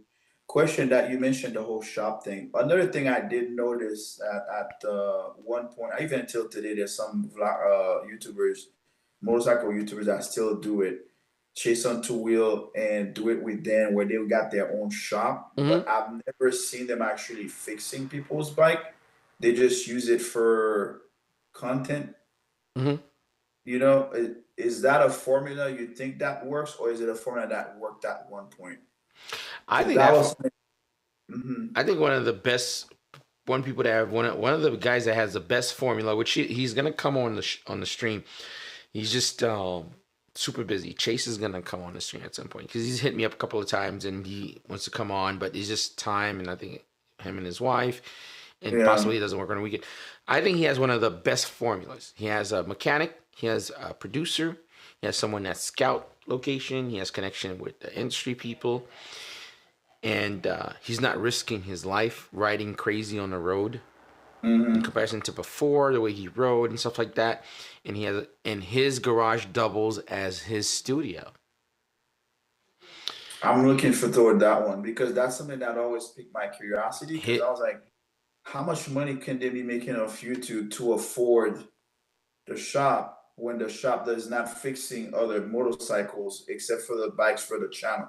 You see what I mean? Like that was something that always blew my mind. Well, I guess this is more candid stuff since we were live and we're talking about this. Usually I talk stuff like that on the back end with people just to kind of explain. Oh, but okay. we're here. We're all good. We could talk, man. I'm not saying anybody's personal business, but if I was doing that and I had that opportunity to be sponsorship pays, hence similar to the sponsors, the views, because remember each videos are forever kind of thing. Doing sponsorships, branding, marketing in between the videos, because each video is about an hour. You could definitely talk about brands and stuff like that in between. Also the bike giveaways also, those are all, it's one, it's like you know how you have your job, you have your side hustle, and all this money coming in all together is a big pile at some point. We'll use another example. Yammy's, I think, would be their shop. They have a e-commerce shop. They sell merch. They also sell gear now. He's getting into that in the video sponsorship. So we're talking about, and then YouTube revenue itself. So, and then he has his Discord exclusive group. It's almost like what's that thing I was gonna do on my channel, or I'm probably gonna do it too. Was it membership? Oh, okay, okay. So, you know, that's like multiple streams coming into one, really. But I think Chase's setup is really dope. He does do the bike giveaways, does the sponsorship stuff, he does reviews and stuff like that, and also his brand, like for example, he works with Real Rock. That's also a collabo brand. I think, you know, so, to be honest, when we think about it this way, man, so many of these guys are brilliant. I'm not even gonna lie, man. That's great business strategy, and they're doing really, really cool stuff, I think, on the business front. Not just like motorcycles and riding. Yeah. Some really brilliant business move, man, on the fronts of a lot of these guys. They're not just riding bikes and talking on camera. I know on surface level it looks like that, but these guys are clever business people that are doing big business moves. If you remove the motorcycle structure and you put like a different template of a business, you'd be like, oh shit, that's an official business that they're doing. And I think that's really commendable, man. No, and that's why they got my curiosity, because I'm very analytical and I'm a numbers person. So to me, it was like, well, okay, they got the shop, but I'm like, the only bike they work on are the, you know what I mean? When like he does the build up series, kind of the giveaway bike. That's all I've seen there. I've never seen other bikes. So I'm like, how do they pay for this stuff? If you know what I mean, like that's my mind automatically clicked, because I was like, okay. Steve Turner also mentioned here. I'm sorry, I didn't mean to stop you. Steve Turner also mentioned here they have Patreon. Also, that's another stream. So you have multiple streams. By the way, off camera, I'll probably be a little bit more. I'll talk to you. I'll talk to you off camera, man. So you know. Yeah. But no, that's good because it trust me, every time I see something, man, I'm very analytical with it, you know, and I'm like, how does this work? You know, I always question things or whatnot and stuff. So yeah, just crazy. So when you get that sport bike, man, what's well, you said the track, maybe not now. Do you think you're gonna get that sport bike this year or sometime next year? Probably sometime next week. I shot you a text, by the way. Okay. I couldn't help myself, man. I see.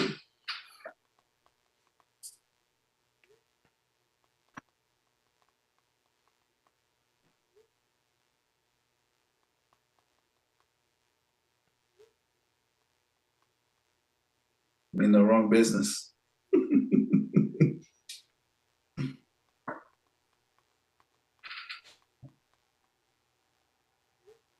So some of that stuff I just said, imagine a stream of 10 all coming in. Wow. So that could be a very interesting approach, and it's pretty clever. It's amazing, you know. I shout out to them for being able to get something like this off the ground and really make it thrive. I mean, it does require a lot of time and work and effort. What I'm doing here is nowhere near to that level, but it still take me a lot of time. So I can imagine. And when you work for yourself, it's really you never stop. Yeah, and they kind of have to start on the YouTube side and then to transition it. Yeah, because without the people, you know, the people to back you up, you know what I mean. It's you have to build, of course, from the ground up. And then from there, hopefully, the following can help you transition to the other side of things. Because now that really got me curious about. Maybe that's why a lot of these other YouTubers, they probably jump ship and probably. I'll send you something else too. Yeah.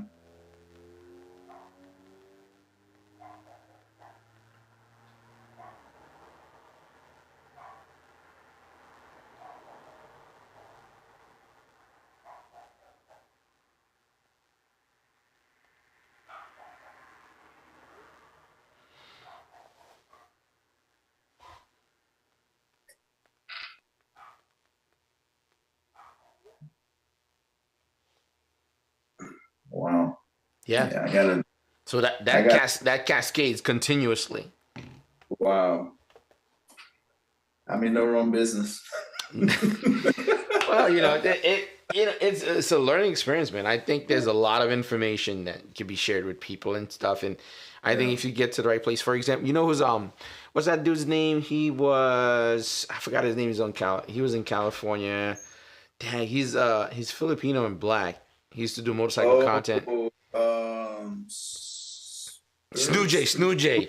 He transitioned quickly out of motorcycle content because it was more lucrative to do other style of videos quickly. Oh, okay. But now he has a Lambo. If you can get the right flow, you can get it, man. But it's all good. It is what it is, man. But it's cool, man. I like what I'm doing. I actually like seeing them do these things because you see a path. You can see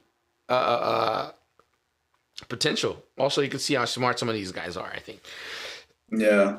Now, no, it always get my curiosity. That I like when people come in, they talk about stuff, what works for them, what they've done, and how hard it was. Because at least for me, when I'm trying to do it, and I'm like, man, this is not as simple as I thought. And then I'm thinking about what somebody said, and I'm like, okay, you know what?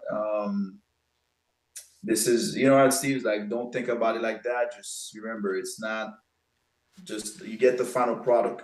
Because that's what I'm used to, be on the other side. I'm only seeing the final product.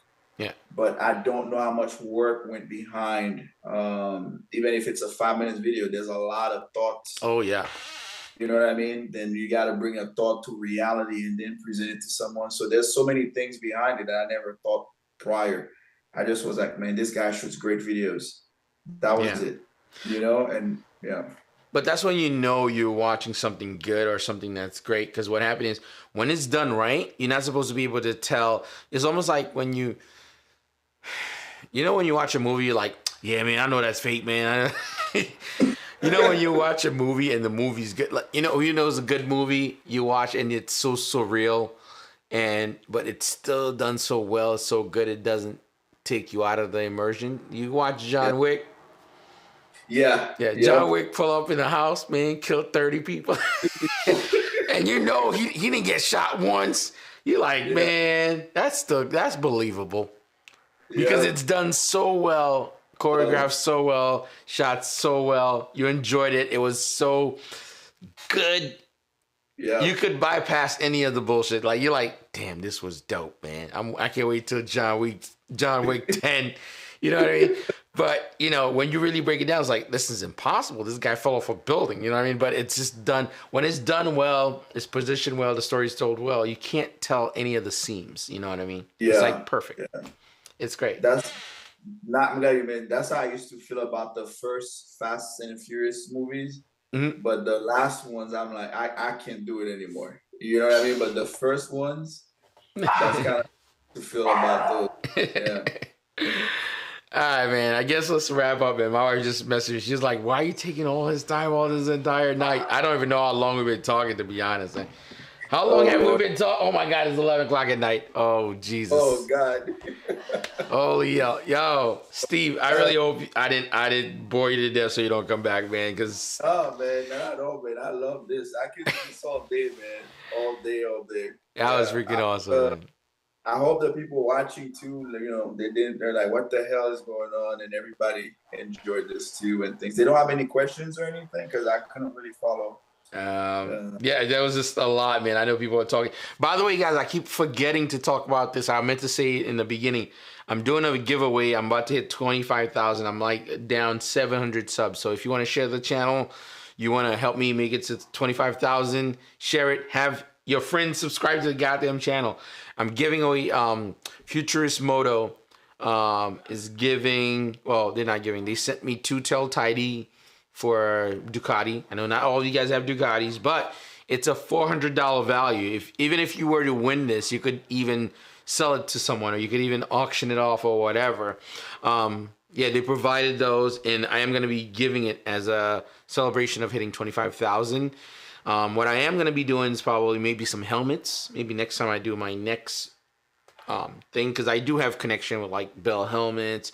So pretty much any of the sponsors of the channel that's worked with me, I'm gonna start getting stuff. Maybe exhaust giveaway when I'm at 30 or something like that, or we'll kind of start tailoring stuff. Again, I try to make the channel where it's always giving back to people and stuff, at least to you guys that support. So if you want, all you have to do is subscribe, share it, and you get a chance to win. I'm just gonna do a random drawing of everyone, and then whoever wins, I'll ship out the tail tidy. If you have a Ducati, great. If you don't have one, you wanna say, oh no, I won't take it, I'll give it to somebody else, that's fine too. And if you would take it and you sell it, that's fine too. It's up to you. But that's just a giveaway from Futurist Moto. You guys seen him? He's a manufacturer. He's been on the show.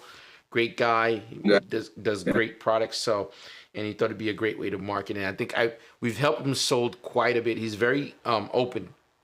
He's mentioned to me that how much he's sold from the videos I've made and stuff like that, and people that's clicked back to him from that. So this is to kind of show you the power of what we do here. They do matter and they do impact businesses as well. So I think go ahead. Did 400 views or something like that. Mm-hmm. They did a lot of views. Yeah, I remember.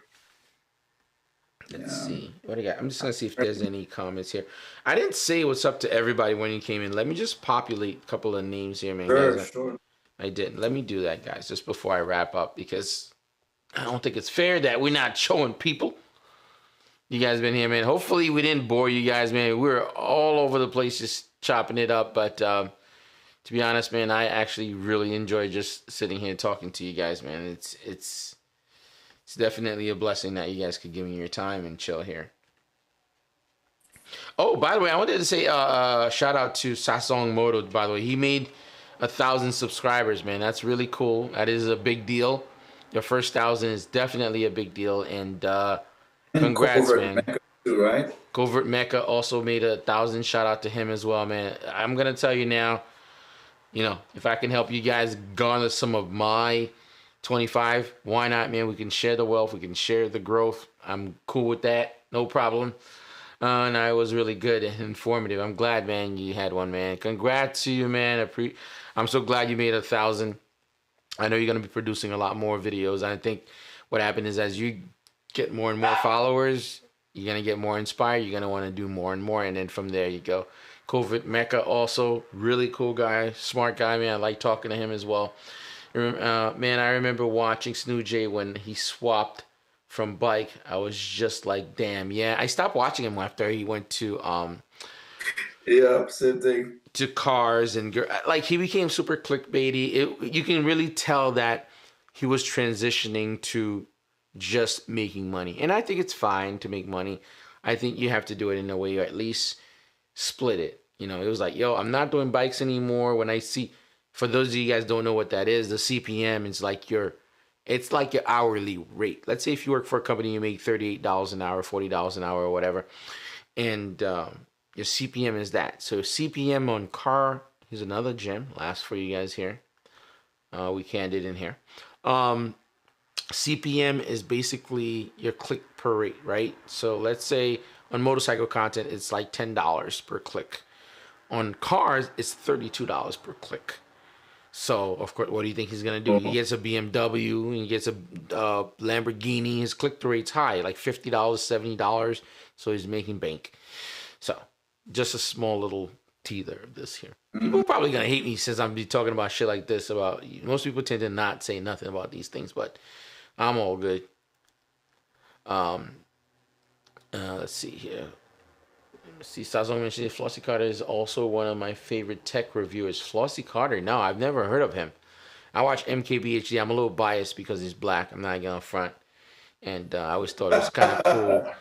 No, I thought it was cool that he became one of the biggest on the platform. So, you know, I think that's very inspiring to me as well. So I'm not gonna front. I also watch Rich Rebuild. He's hilarious and he's brilliant. Also, he's a very smart guy. Let's see what else we got here. Steve Turner is in the building. You're growing up. It happens. Yeah, man. I think he was referring to when I said I'm slowing down a little bit. Let's see. Cha Chung Jeremy, of course, is here. I'm just populating people's name here. Of course, Two Wheel Twansy came through. You gotta have him on the stream, man. He's a cool dude. Two-wheel transit. Yeah, maybe next week we'll have him on, but I think I might have this young lady on, which is gonna be pretty cool. So yeah, I'll definitely have him on. You did mention him before. He's a cool dude, man. I follow him on Instagram as well. So yeah, definitely the invitation is open, brother. So this platform is not for the famous, the rich only. It's for everybody that has a voice that want to talk and have a good time, man. So yeah, and he does both IG and YouTube, so he got both going on. Yeah, all right, cool dude. Anyway, man, you want to wrap up? I'm gonna let you wrap up. Sure. No, as always, man. Thank you for having me over. It's always a pleasure, man. It's like talking to family. Hopefully, your wife won't say, "Don't bring that guy next time." Oh That my guy's God, dude. too long. I'm teasing you, and I'm teasing. Yeah. No, I love it, man. I love it. Love what you're doing, and love how you bring people together. In a positive, something that we enjoy. Whatnot, we learn from one another and things like that. So love it. If anybody wants to reach me, I'm on IG, solo_rider_82, or YouTube, same thing. I'm still working on a YouTube thing and stuff, but I got a few videos there. Actually, one of them even had like a 4K, 5K views or something.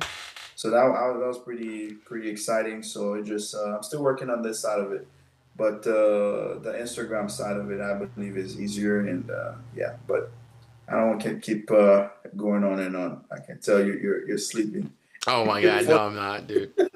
Oh yeah, you can see me on your side. They can't see me when I'm like, this is my chance. Like when I switch the camera, I could be like, oh, I wipe my forehead or something like that. Yeah, that's what you could see.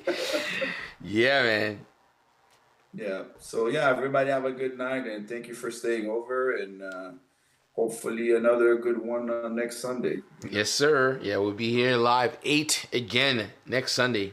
Guys, thank you all for tuning in. Really appreciate it. If you're watching this later, don't hesitate. Hit that thumbs up. Share the content. Help me hit that 25,000. Should have been there already, but it's all good. No problem. Always appreciate you guys tuning in. If you want to drop comments or questions in between the stream, if it's not part of the live chat, you can do it still later and I'll reply.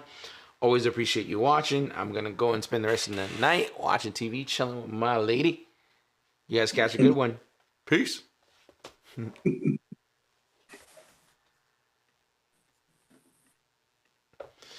Oh, man, I'm sorry, man. This one